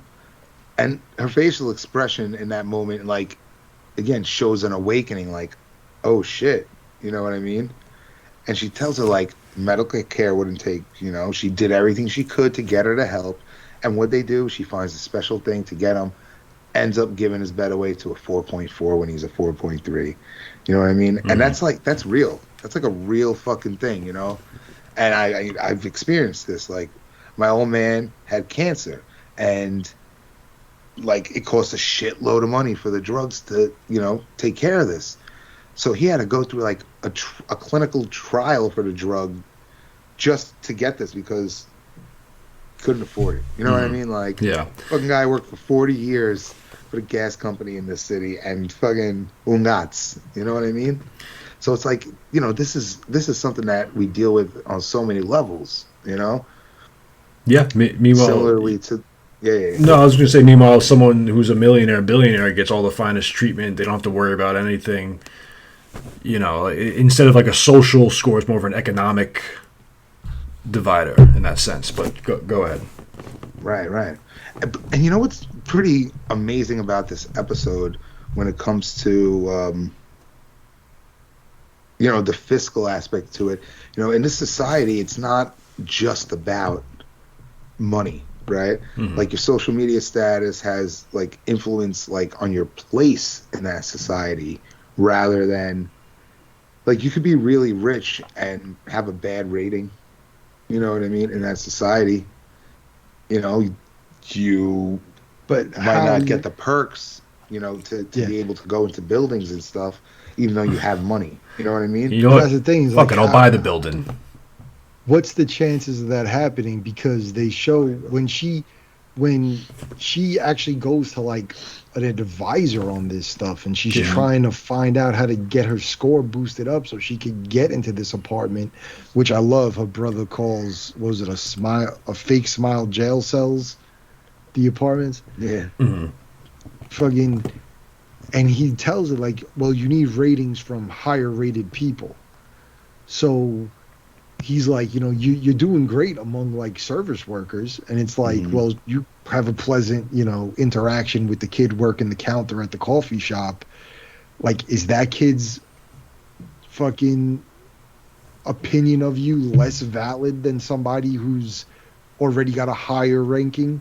Which all the higher ranking people, all the well-to-do people, because they all hang out with each other, so they just keep ranking each other, you know? But the idea that the elites opinion of you has more value than the service workers' opinion of you. Yeah, no, I mean, thought. Absolutely. I mean, that's how people look at servers, though. A lot of times in this country, like, they're subhuman. Yeah, you guys are essential workers until, you know, you decide you don't want to be there. But no, and I was even going to say that, you know, a lot of the higher ranked people in this show weren't very good people. You know, like, the higher your score was, it seemed like the bigger of a dick you were. Especially the people at the wedding at the end. I mean, look, even at the airport when she missed it, anybody in that line could have threw her a few ratings to get her just over the hump. The girl working the counter could have gave it to her. Yeah. But what did the girl working the counter do? After she waited for her to get hit with where they take the whole point away, and then it's all double for 24 hours. So anytime you get, you know, a low ranking, that ranking gets doubled. She waited for all that to go through and then gave her a low ranking. Yeah. One ranking probably could have got her on that the waiting list for that next plane. So it's like, you know, people are all really nice because they want their ratings to be nice, but are they really nice? Like, it's just the fakeness of it. It's all superficial. You know, it's all superficial. I mean, dude, the fakeness of it, like, that, you know, when she goes to the coffee shop in the beginning, she bites into the smiley face cookie, You know what I mean? You know, symbolism right there. Yeah. Right. But fake. She spits it out. Yeah, she doesn't get to enjoy. She didn't even like it. She made the face like it didn't taste good. She spit it out. She made her face like it was kind of gross. Well, also, I mean, I'm not sure if you guys picked up on it. The first time you see her, she's jogging. Mm-hmm. Bryce Dallas, I'm going to screw up her name. Bryce Dallas Howard. Bryce Dallas Howard? Yeah. She gained 30 pounds for this role. Yeah. Really? I was like, is that her? When I first came on, I was like, is that Bryce? Which freaks me out because she didn't gain any of that weight in her face. If I gained 30 pounds, I'd look like fucking Mr. Met. Dude. There was a part where she was comparing her ass to her friend's ass, and I was like, she's got a nice ass. I don't know what she was talking about. Well, that's the thing. I mean, I was like, wow, she looks good with some, a little bit of extra. Hell yeah. Absolutely. I was like, Bryce getting thick, sweet. Right. But that's the thing too. That goes to the body image stuff. The body image stuff. Exactly. Yeah. Why she and then her friend, who she's so desperate to, she's so desperate for her approval. She keeps checking her friend's Facebook. When her friend finally calls and gets in contact with her, invites her to be the bridesmaid at a wedding, she's wearing a bikini. Oh man, you stole my notes. Did you have in your notes how the camera angle is angled in a way where like the top of her head is cut off, so all you're looking at is her like cleavage? That's all I was looking at anyway. I don't have that, but I have this. Naomi answers with her back ass to the camera in a bikini versus her draped in a pink blanket. Body image is a thing, right? Remember the speech and their ass comparisons. But when they show Lacey's body, she does have a nice ass. Oh yeah, like I said. To me, Lacey's more attractive, right? I mean, think about it. When that camera comes on, it's the ass. Like, in the end, she compares to the fucking ass. Like, that's something she remembers in a fucking bridal speech. You know what I mean? Like, and her back and ass, is to her. Again, foreshadowing, symbolizing that she doesn't give a shit about her in real life. This is just her thing. She put it on and she walked away, Yeah. Dude, great with the camera angle. And then when she's like laying on her back and like bicycle kicking her legs, I'm like, dude, she's like totally, hot, flirting around. I'm like, while like Bryce is there with her, look like she has like a freaking tablecloth wrapped around her. Yeah. Like she's so desexualized. Eating her olive tapenade that she made just because her friend's husband made it. Like, trying to cater to her and shit. Dude, that was great. That scene is so like all these scenes are meaningful. I had to keep pausing the damn thing on my second watch. I'm like, all right, honeysuckle symbolism, let's go.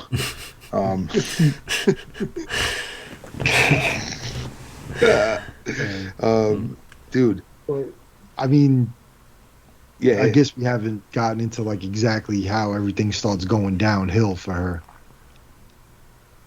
Right, but when she starts with the fight with her brother. Yeah. And her brother hits her she hits her brother with a low rating and he hits her back. Mm-hmm. The argument with the brother made her late for the cab, which got her another low rating. If she didn't stop to go back in, she wouldn't have bumped into the next lady who she made spill her coffee all over herself, who got her another low rating. And she would have been able to get on her plane fine when she got there. It was just a straight nosedive. Exactly. Yeah. No, and next. I thought it was interesting how, just a couple bad things in your day led to that whole nosedive. Like we were talking about social media, you only put the best of what you see. So like you're not in this system, in this society, you're almost not allowed to have a bad day. Because like you said, just bumping into someone by accident or, get into an argument with your brother, which I have a brother, and, we almost come to blows like multiple times a week just over stupid shit. But like it's, but if that was to impact the rest of my life, it's, you can't be a human at that point. You can't, feel the emotions you want to feel. You're just kind of stuck being this photogenic robot.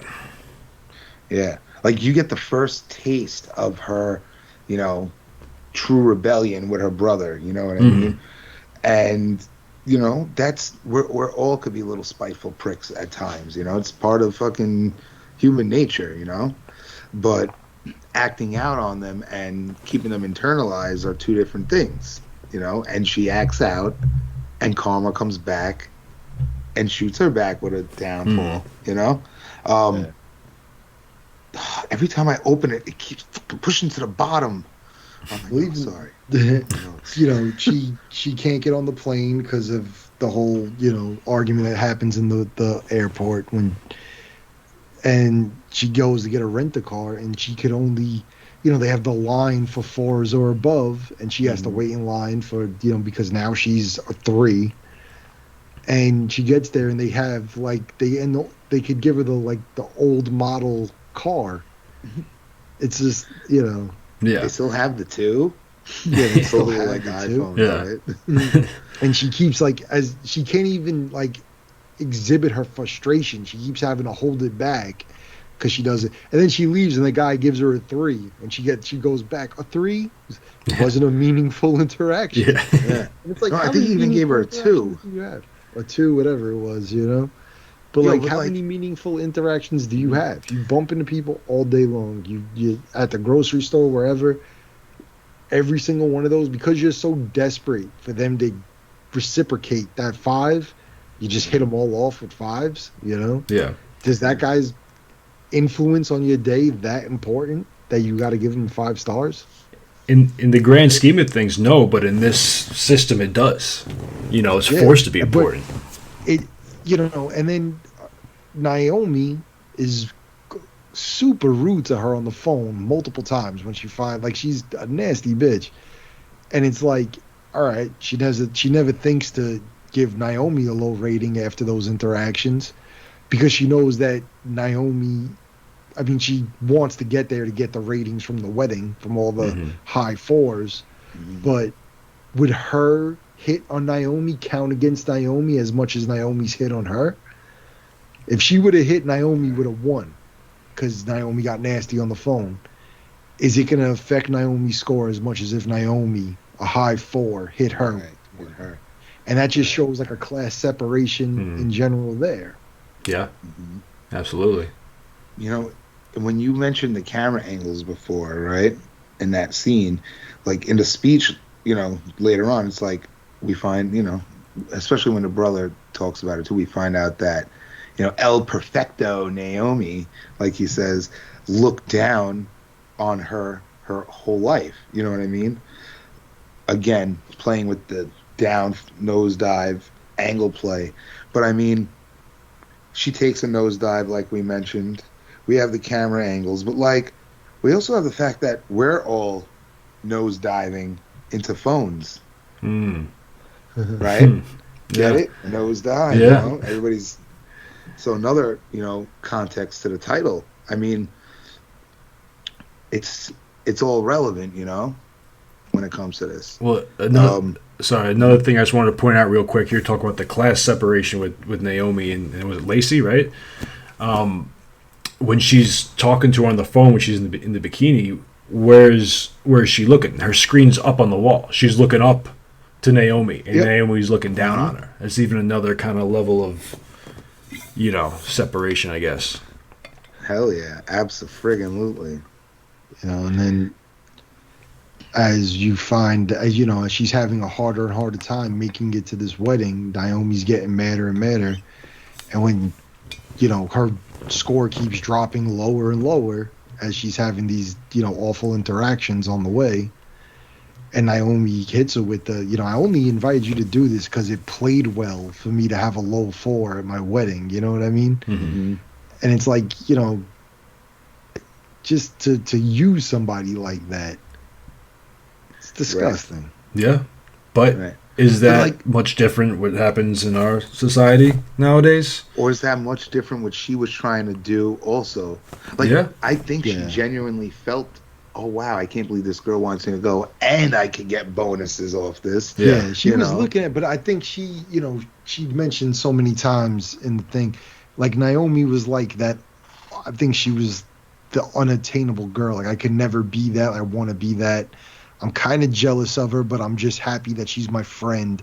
Almost like you know, Lacey's kind of pathetic in that way. Like, she just wants that acceptance so bad. And she looked at this girl with this picture perfect life who was nice to her once. Like, yeah, I was scared. She came over and she was nice to me. The brother says she was always mean to you. She used to make fun of you. Yeah, and she fucked Greg. She fucked Greg. You know, but she held her hair when she was suffering from eating disorders. And that's what I was just about to say. When she finally gets there and gives that speech where she's all disheveled as fuck, which that whole scene was great. But she says, you know, she held my hair back when I was on my knees in front of the toilet, and it's like, you're thankful that she helped you be bulimic and didn't say like, hey, stop throwing up, you look good. You know what I mean? Yeah. That, like, you shouldn't be thanking someone for that. She should have. She's your homegirl. She should have been looking out and getting you to stop doing that shit. Definitely.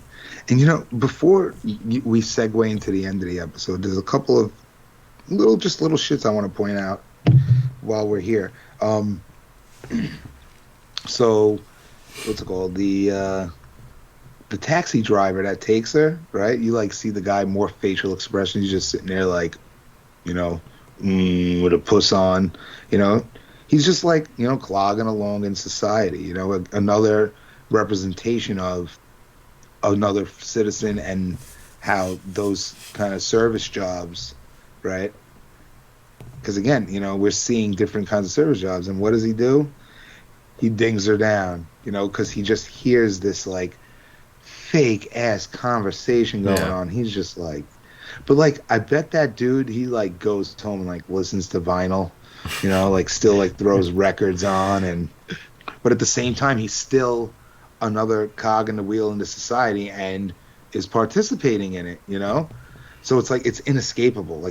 Like she says, you know, I mean, like she's, you know, she says with Susan, you know, this is the way life is, you know, or is it? Dun dun dun. Also, the scene at the kiosk at the airport, the one mention of God in this episode, right? And it's like, you know, it's illegal to talk about God. Yeah. Whoa. Okay, I can understand, you know, it's illegal to curse, but we're talking about, again, another society where God is not there, stripping humans of faith, you know? Pretty crazy, right? Yeah, I guess. I mean, did they say it was downright illegal to do it? Because what I was thinking was, you know, for some people, religion could be like a weird topic. So maybe it's just something people avoided to avoid potentially getting downvoted. You know, cause, just like you know, you don't use it because it's like you don't take God's name in vain.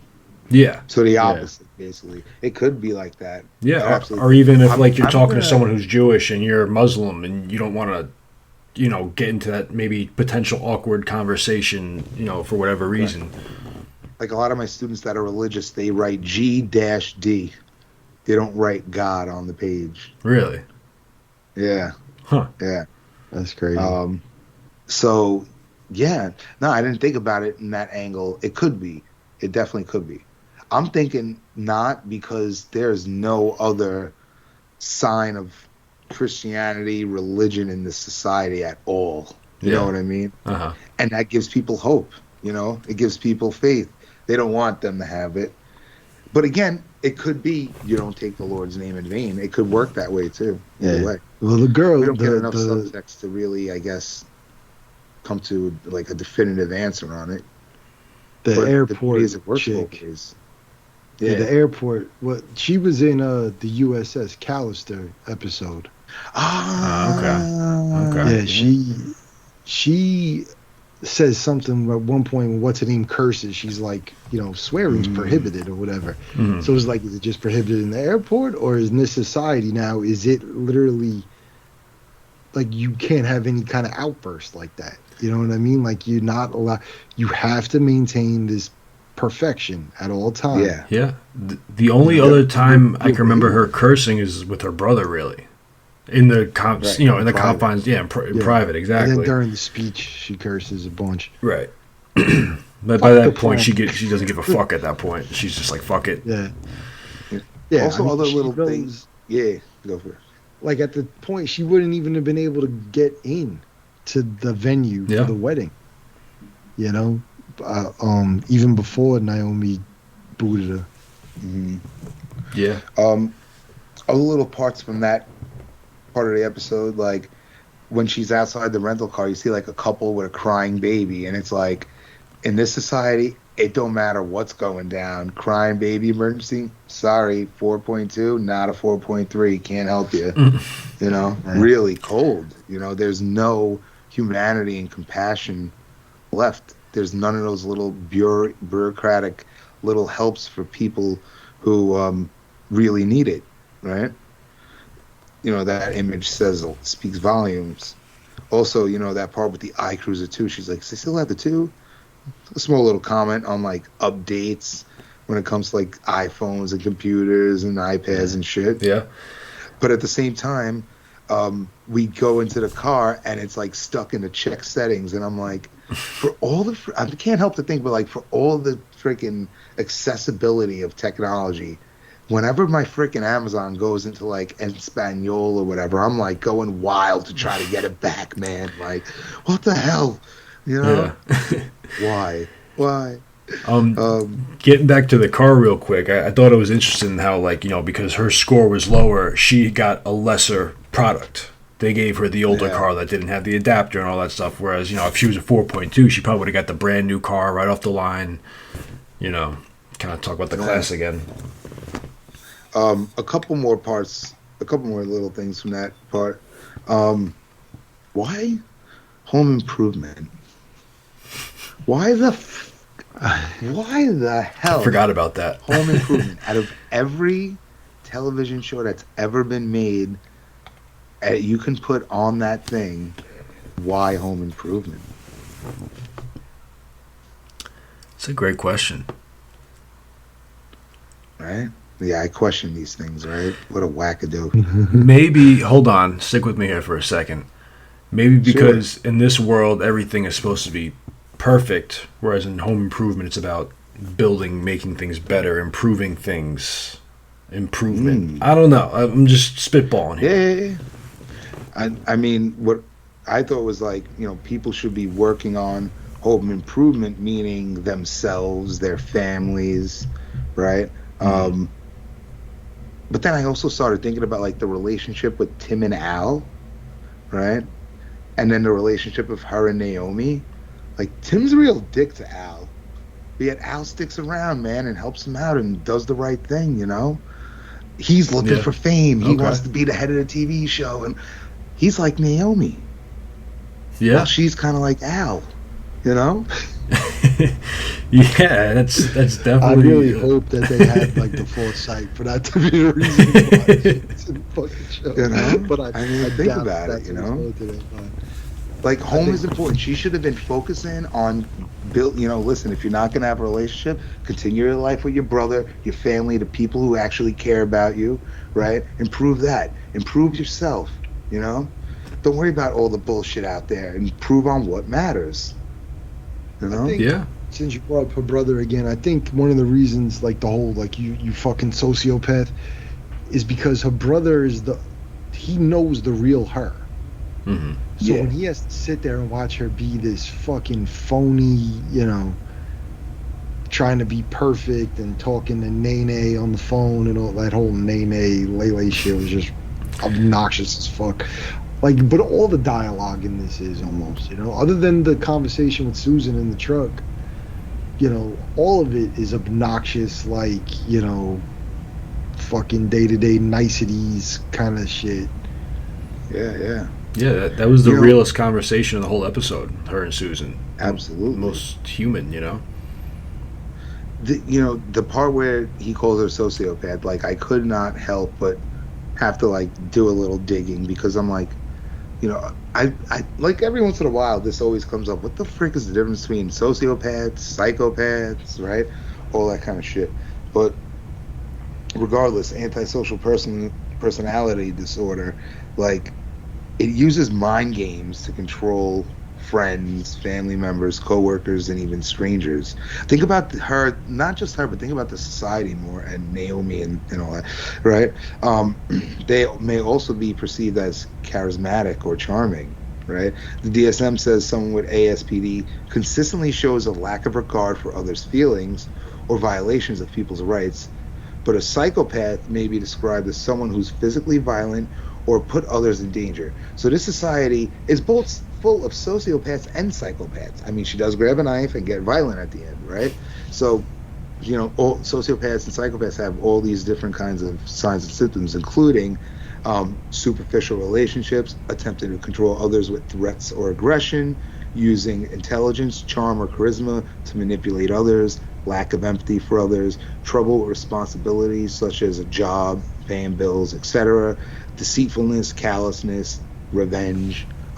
Kind of sounds like this society is full of sociopaths and psychopaths. Is that where we're headed? I think we might be. I mean, the whole sociopath thing. I mean, the reason why someone would have no regard for other, have no empathy or anything like that is because they want something on the other end of it. It's for their own gain, right? So that's what these people are doing. They're having these charismatic fake interactions, not really paying attention to the other person's feelings or emotions, just so they can get a higher rating, so they can get the nicer apartment, they could go to the wedding, whatever the case may be. Yeah. A couple, two more things from that part up until when she meets Susan. The part, do you have a charger now, right? She goes to the booth. That dude is straight watching porn, like just in his booth, just like watching porn. Bold move to just be sitting at work watching porn.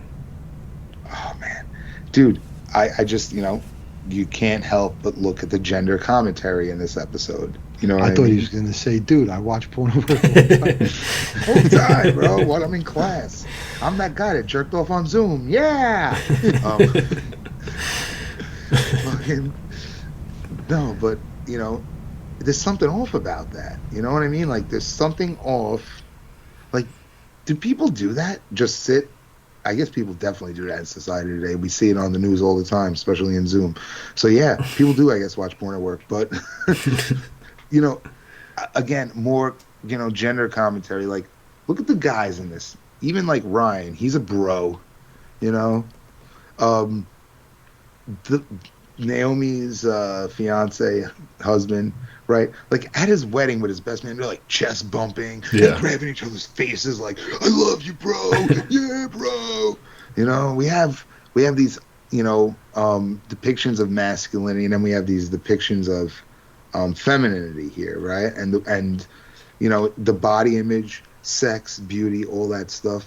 You know what I mean? He goes, what, 2 stars? She goes, what the fuck, or whatever. It wasn't a meaningful encounter. What if she like flashed him?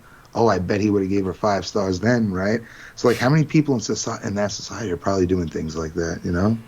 Yeah. Like, imagine what it must be like all over that. Like, what you do for me, I'll do for you, Weinstein. Woo-bitty-woo type things. No, for sure. And I think it's interesting too. I didn't even pick up on that, but you're talking about how the men are showing a lot more masculinity, whereas the women are supposed to be more reserved and prim and proper. And if they show, and every time she shows emotion, like when she gets angry at the airport or whatever, she gets downvoted. So it's like she gets punished for kind of expressing herself. She's supposed to just kind of, sit there and shut up more or less. And then when she kicks the car, like you see her, like have this like cathartic release on her face, like. It's quick. Her facial expression is just like, oh, like she almost has this like bright smile on after kicking the car. So then the next scene, right? She's sitting on a picnic bench. She puts on her hoodie, and I'm like, why? Why are they showing this? Mm-hmm. And picnic tables are sometimes symbolic about transitional periods. And phases in your life, right? Really? Never heard that. Okay. Life is passing you by if you not jump in and participate in it, right? What is she really living life? you're experiencing some form of grief or remorse, or sometimes in dreams, serenity, peace, love, and fate, you know, and that you need to sometimes add joy to your life. These are different things that picnic benches symbolize. So, like, think about it. Like, that's when she's about to meet Susan. Like, she's about to transition into the next phase of her life, man. She's about to have an awakening. Yeah. After that picnic bench sitting. Boom. Picnic benches. I like too. I'm pretty sure Susan is the lowest rated person that she interacts with. I think so. And she's the nicest one to her. Absolutely. She was real she's with her, the too. only, like, real one with her, besides her brother. You know? Yeah. And again, that's where, like, it gets real heavy, and she has that awakening. You know what I mean? You know, she's like, I just can't kick off my shoes and walk to Earth or whatever. Like, says who? Says who? Yeah. You know, and I think that parallels us, you know, downplaying ourselves and, like, our dreams and aspirations. Like, what the fuck is the American dream anymore? You know what I mean? To work a 9 to 5 and slave for the man all week long, to fucking struggle and have anxiety about making the rent every month. I mean, that doesn't sound like the American dream to me, but it sounds like most of our freaking banal lives, you know? Yeah. For sure. I wanted to real quick kind of get into the colors again. Now that this, you know, we're doing the spoilers. I don't want to mention this before, but, you know, we mentioned how everything starts off pastels, bright, but as the episode goes on and as the score gets lower and lower, colors kind of get more dreary and darker. Yes. You know, think about when she's walking on the side of the highway, or when she gets picked up by Susan, and then, you know, right before she gives the speech at the wedding, she falls into a fucking swamp. Right, she's just covered in muck and dirt, you know, and it just goes from, like, you look at the first scene where she's at the coffee shop and everything's so bright and she has the perfect coffee and the perfect cookie and takes the perfect picture, and then to the end where she's just a mess, you know. But she went, like, the mud on her face, her clothes ripped up, she's dirty, she's, you know, it's crazy. Because that end scene, man. We're going to get to that white dress. Underneath it all. Underneath it all. Did you guys catch the Matrix reference? No. I don't think so. So check this out. Remember the thermoses? Yeah. The red and the blue. Okay. Is whatever, something regular. I think it was coffee, right? Coffee. Yeah. And the red one was whiskey. And what does she call it? She goes, I left the emergency escape hatch. The red thermos. Right?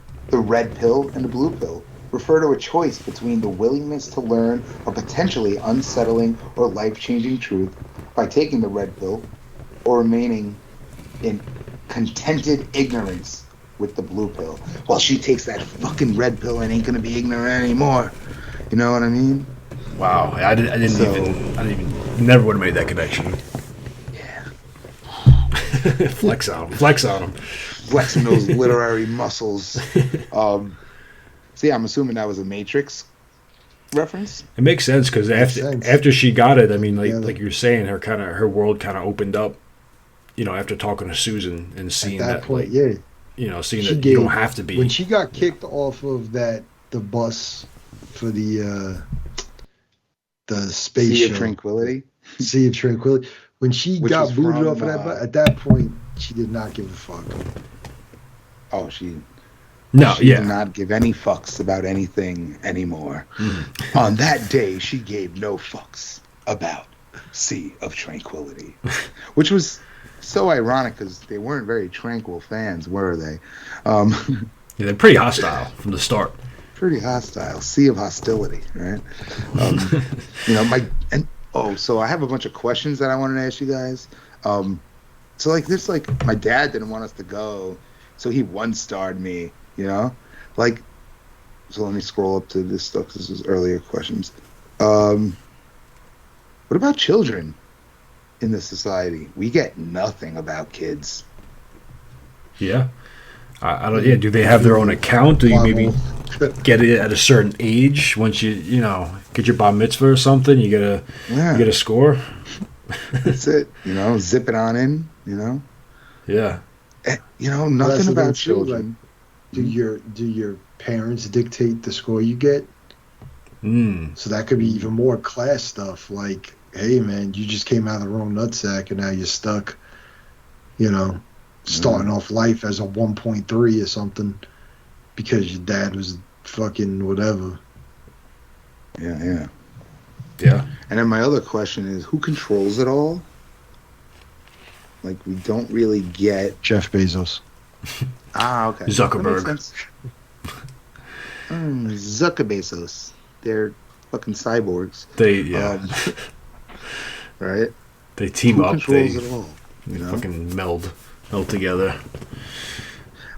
I mean, I get it doesn't matter in the correlation of the story, but in like looking at the society and in the end having that like, scene in the wedding, how is this going to affect the people at the wedding? Like, are they going to be looking at things differently? Is this incident going to go viral and change the landscape of the way human beings now look at each other? Like, is this moment, life altering, not just for her, but for the landscape of humanity? Yeah, I mean, go ahead. No, I was say I doubt that it'll change anything because while she's going on that tirade about Naomi, you didn't hear Naomi's score going down. Like, none of the guests were like, oh, Naomi's a fucked up person, let me ding her, They were just shitting on the dirty girl. Right, but that's the thing. So now, just imagine that thing got recorded, right? I'm sure it got recorded and ends up getting uploaded and gets millions of viral views.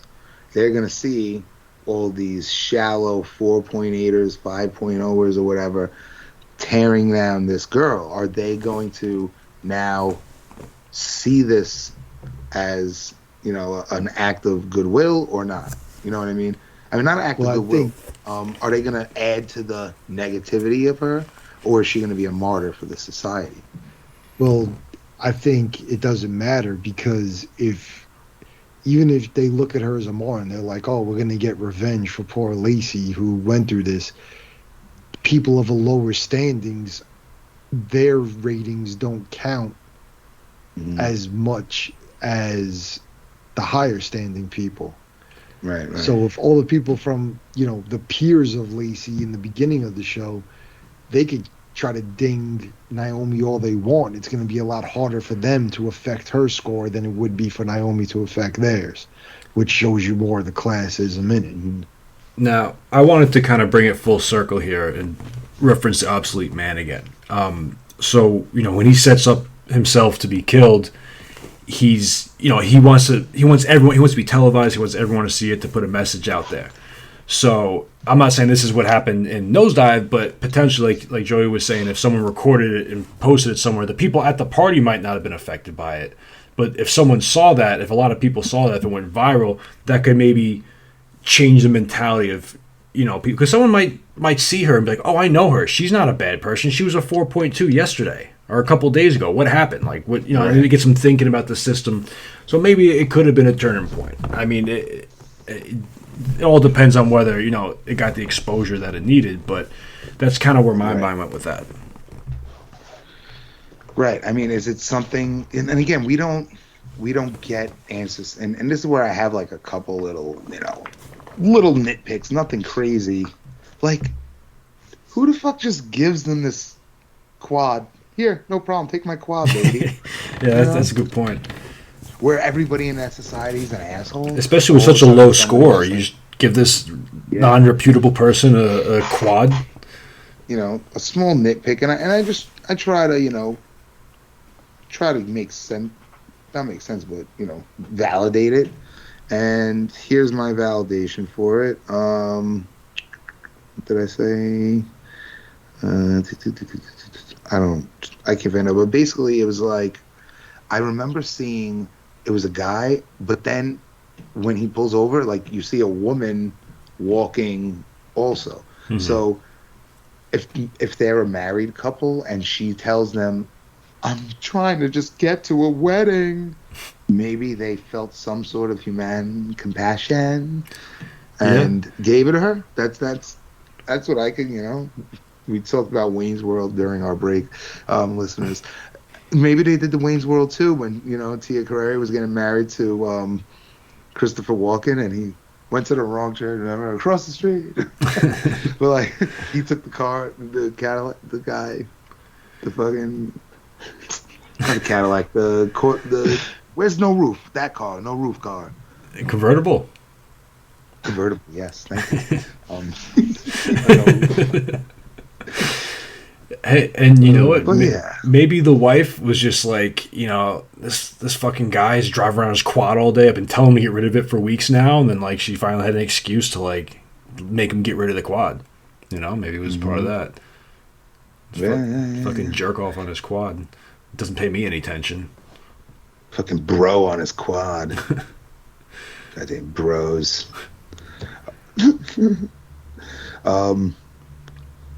Well, I mentioned before about the honeysuckle. Hey, honeysuckle. Honeysuckle is where the wedding was, the town in Port Mary.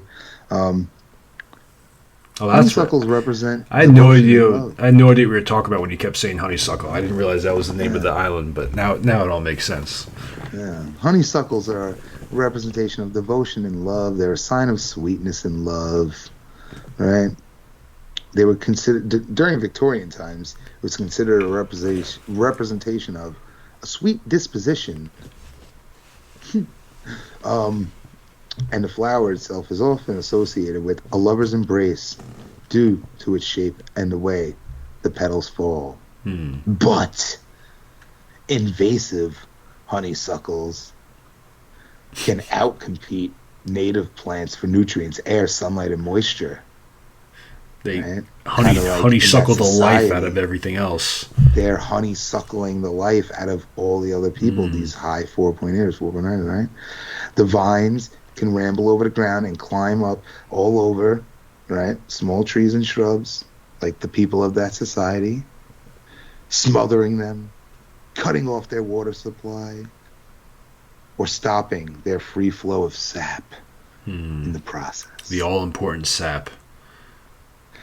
And the invasive honeysuckle is extremely fast-growing, viral, maybe. Bomb. And it's also very difficult to get rid of. Paralleling this society and world, specifically of these bougie elite in that town. Chest bump, bro! Like that one? Am I too far off with I'll give you a chest bump for that. Yeah, no, I had no idea what a honeysuckle was, so I just got a quick education right there. But it makes sense. I just thought they sucked. Yeah, but it does make sense, especially once you read, you start listing off the facts and how the plant's a plant, right? Yeah. It's like a flower. Okay. Yeah. No, that's interesting. I would have never made that connection. They could have called that town anything. Yeah. They could have called it Rosebud. They could have called it Nipple Clamps. I mean, they could have called it whatever they wanted. Yeah, no, and we kind of talked about this a couple of days ago off air, but we were saying, like, whenever you're watching something and the director, whether it's something he names or the way he makes a shot or whatever, like everything for the most part is done for a reason. There's like a reasoning behind it. And like honeysuckle, I would have never thought to look into that, but I mean, clearly there's got to be something behind it. Yeah, I mean, hey, it might be far-fetched, it might not, but I think there's something to it, And again, it could just be coincidence. It could not, Sometimes the stuff is just a detail that, Like I remember talking about Phantasm 4 and trying to like compare the scorpion that they flashed on the screens with the symbolism of Michael's loss for his mother and all this crazy shit. And it's like, maybe just Don Coscarelli put a fucking scorpion up there because they're in the desert, bro. Yeah, scorpions are badass. Maybe you just want some scorpions in there, you know? So, you know, it's how we spin it, I guess. Yeah. So let's take it into the end here, guys. Yeah. Let's bring it on home. That end scene. Oof. Yeah. And you want to talk about like a full flip of, you know, a juxtaposition from the first scene to the last scene as far as the colors, you know, the open air, what she's wearing or ends up not wearing. Yeah. It's a pretty sweet prison. Mm-hmm. Yeah, well, and it's plexiglass and all that. You don't see any prisons like that in America, I'm guessing. Maybe over in Europe you find something like that. But you ever see those prisons in like Denmark? They look like hotel rooms. Prison. You fucking get your Slovakian cut off. But yeah, no, it is like I kind of was talking about before how, you know, throughout the episode things get more dreary and the colors become more like bland, you know. So yeah, to end like that, you know, and like we were saying, even the conversations she was having, everything seems so fake and polite, and they're just sitting there going tit for tat, insulting each other, just letting loose. There's one thing I wanted to ask Joey about that last scene. What do you think they were getting at by her staring at the dust floating? Oh yeah, baby. I got that right here for you. All right, so after the speech, she gets locked up, right? So, you know, first, before I answer that, right before that happens, there's a scene where they do something in her eye. Do they take it out or put a different one in? I thought they were taking it out, like it was like a lens that they were pulling off her eye. Okay. Because that's how she used to see like people's numbers and stuff, right? Because I'm guessing she had a lens that would, Yeah. Okay. So she's having this moment of grace, you know, like she just had that breakdown at the wedding, and now it's all coming to realization, right? That, holy shit, I feel great. I am no longer being suppressed by this thing in my head that's controlling my life. So when she gets there, you know, she's wearing the bridesmaid dress, which that bridesmaid dress is symbolic of everything she just went through because of Naomi. What does she do? She sheds it off. And what does she have? A white undergarment, right? Of course, white, you know, we know is symbolic for many things like purity and all that stuff. Well, when that happens, when she takes it off, those little dusts come in the air. Well, that's mimicking snow, right?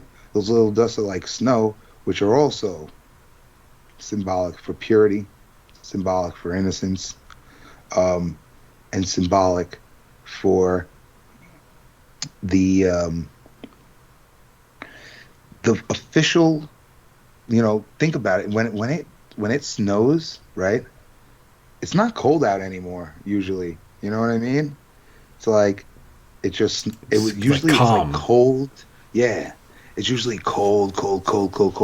Then it snows and it sticks, but it's not like it's not freezing out anymore. You know what I'm saying? Mm-hmm. There's like a calmness, you know what I mean, to it. So in that moment, even though she starts screaming with the guy across, there's a calm, you know, ease. There's a no more anxious feeling, you know. She sheds that all in that moment. You know, also Snow is childlike and fun, and from the whole fuck you thing, she seems to be having fun with the guy across from her. So that's what I think that's symbolic for. Okay. I think got something? I might have a little take. I just kind of came up with this on the spot right now while you were talking, but you know, dust, dirt, you know, maybe it could represent like kind of imperfection, whereas in the beginning everything needed to be perfect. And you say she looks up at the dust and she smiles, so maybe she's kind of embracing the imperfections, the impurities. I don't know. I mean, that's just kind of where my mind was going right now. Maybe they just blew dust off that old toy, called humanity. Crazy. I was just thinking that scene, like she's just rocking a bra at that point, and the little underskirt thing. I'm sure it has a real name, but is that a girdle? That ain't a girdle, right? That was like, dude, it was from like above her belly button to her ankles. It was like the underdress whatever you thing, call it, whatever it is. Yeah. You know? So anyway, but being in the bra is like the first time in the episode you're seeing the real her. Like she's like almost embraced, like she's covered up the whole time, running, working out. Now it's like, fuck it, titties out, like I'm good to go, you know? Yeah. Oh yeah, absolutely.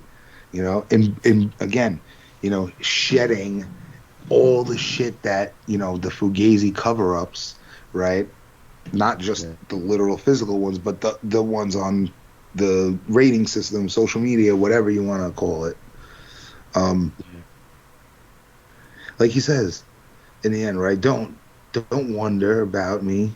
It'd be a dull world without wonder, And now you don't have, like, in that society, there's no wondering. Everything is here.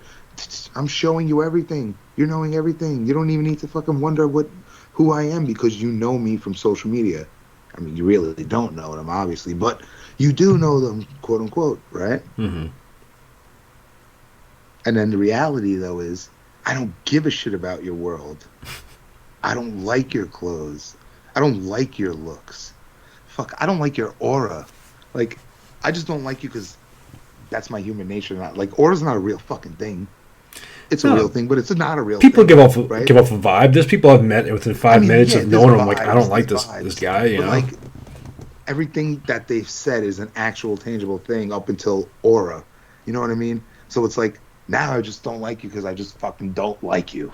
You know what I mean? Yeah. It's like, I just don't have to like you because I don't have to like you.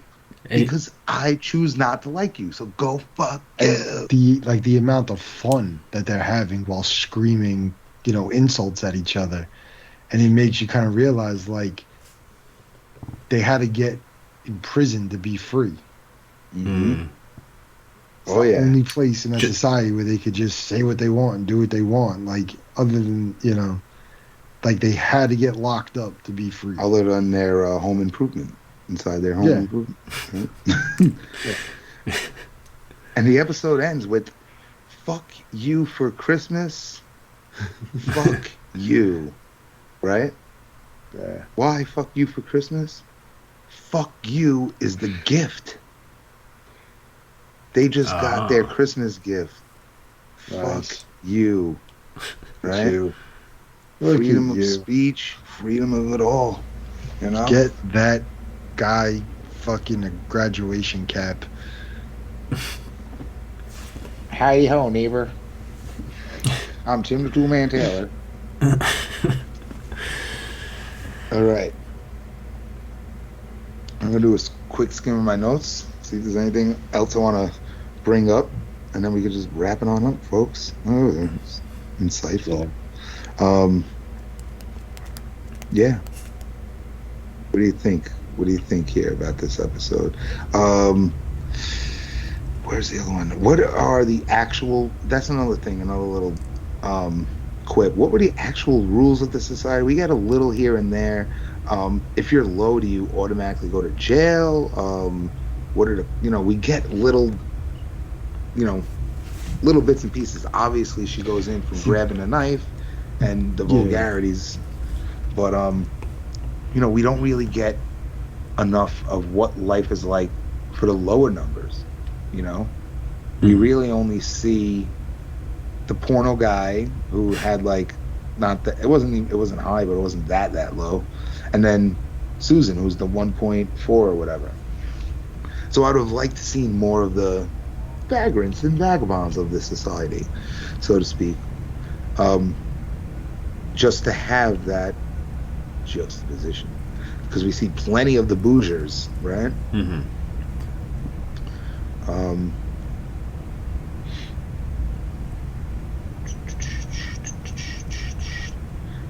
Anything else that you guys want to bring? What about the freaking the beheading of Mr. Rags. Yeah, I mean, poor Mr. Rags. You feel for him. Poor Mr. Rags. Yeah, he looked like he had a rough life. As it was, he was pretty Poor beat guy. up. Pretty beat up. But yeah, I don't know. Maybe it's like a symbolic ending of their friendship, because that was, you know, she helped her make it at summer camp or whatever, and then after all that was done, you get the, you know, like cut the head off the beast type thing.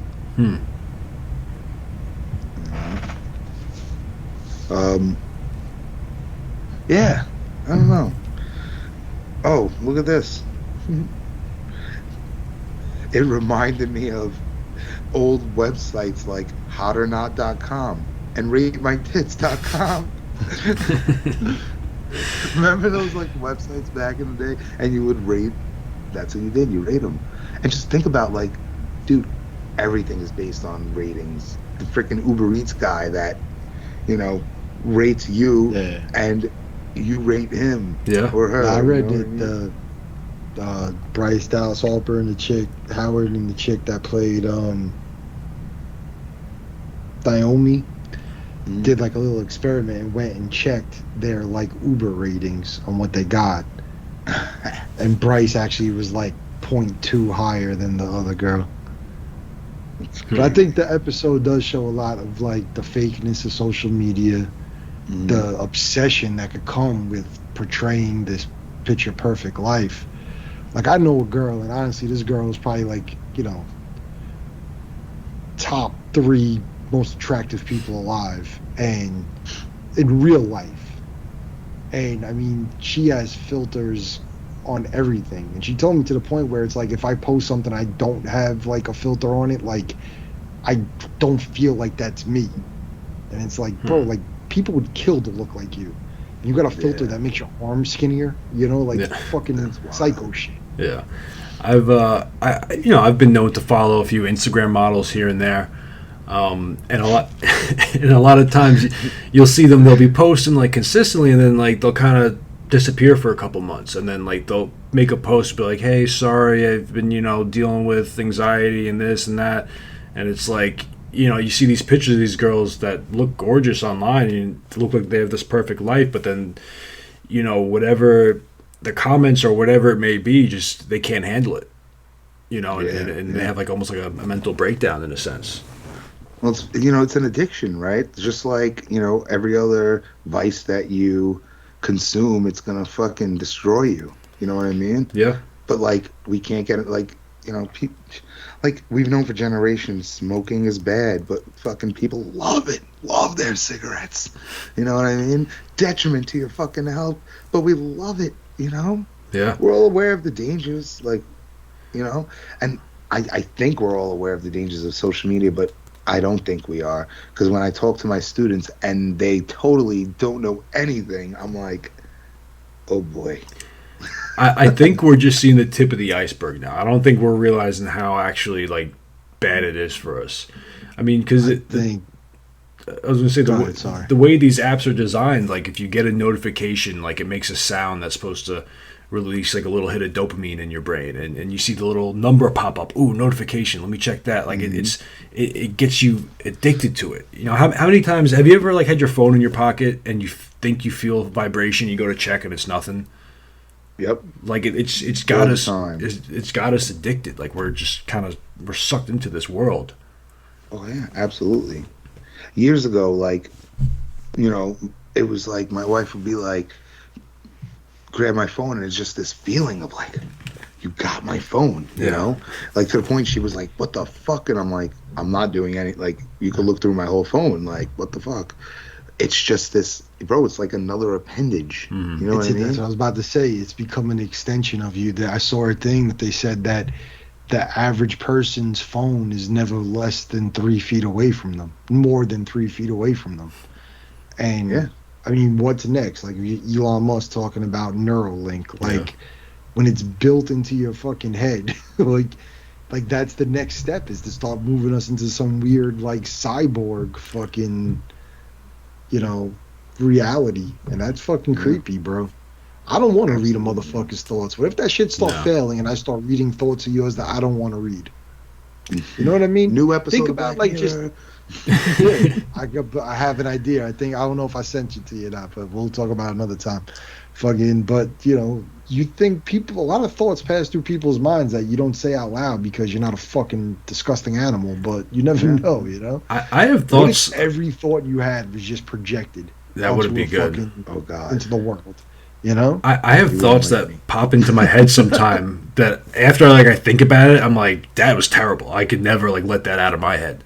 But it's that's like those things that just kind of pop in sometimes, and you can't control sometimes what pops into your Think head. about how many times you walk into the grocery store, you look at some guy, and because he's fucking wearing something or has a certain hairstyle or some shit, you're like, okay, dick, It's like you don't know that guy at all. Is he a dick? Probably not. But he's got a man bun or something. You're like, oh, look at this jerk off. Do you need that to be projected? Where if he looked at you, it'd be like, oh, JMac says you're a jerk off. It's like, Meanwhile, he's I don't like really the mean you're a jerk pediatric off. nurse that took care of our kid. They're like that fucking jerk off. This fucking man bun. Let's get him some fucking shinobi shoes. Oh man, I'm telling you. But I just love this episode. I love this episode. I really did. Now I know why you've been fucking pushing to do this shit. Any of my final thoughts? What do you think? Yeah, I mean, like you said, great episode. This is probably the third or fourth time I've watched this one. We just got to be careful.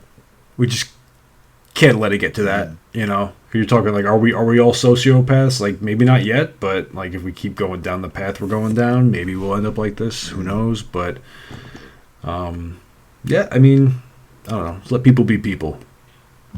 Yeah. It's not one of my top tier Black Mirror episodes, but it is one that I enjoy, and hopefully down the line we'll do a couple more. I know Joey still hasn't seen all of them, so there's a few ones that I think are pretty fucking dope that you could go further down the Joey rabbit hole with.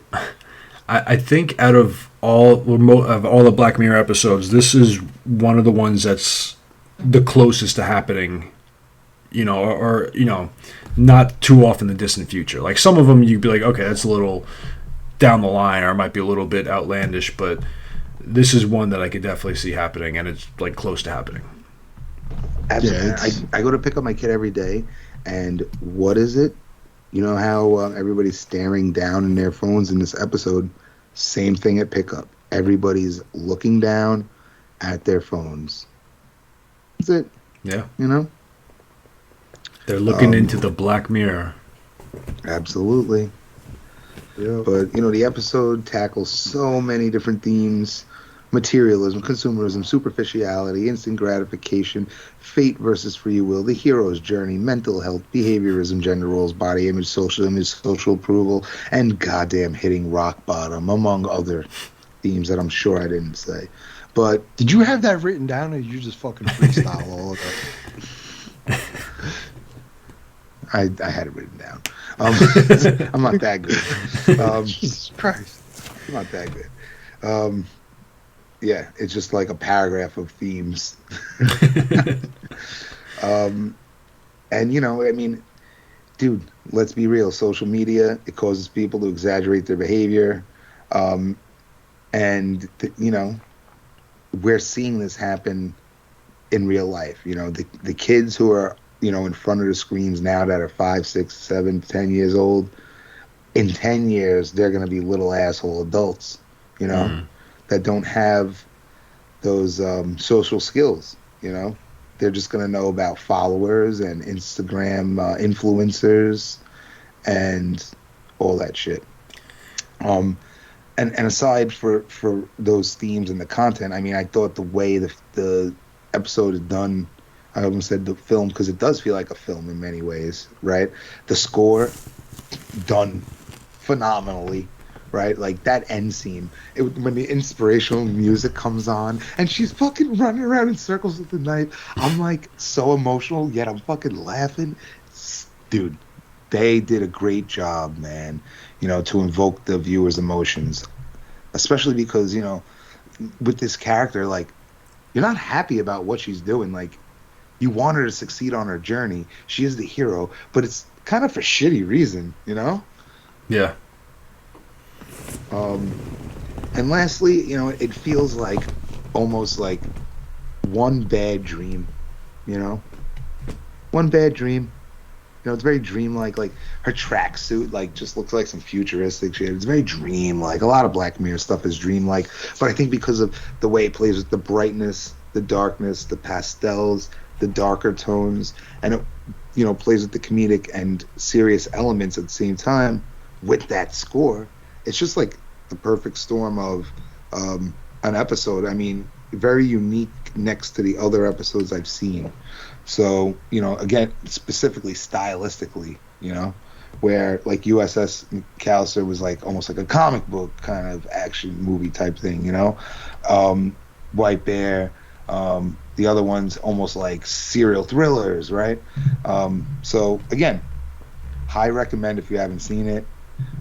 Check that shiz out. And yeah, I guess we didn't decide how we were going to rate things, but we don't need to rate things really. Fuck it. Nah. I liked it. We're good. Yeah. Yeah. Couple thumbs. Check it out if you haven't. You should have already, though. If you listen this far and you haven't checked it out, I don't know why you listened this far. I think we talked longer than the episode. Yeah, you definitely did.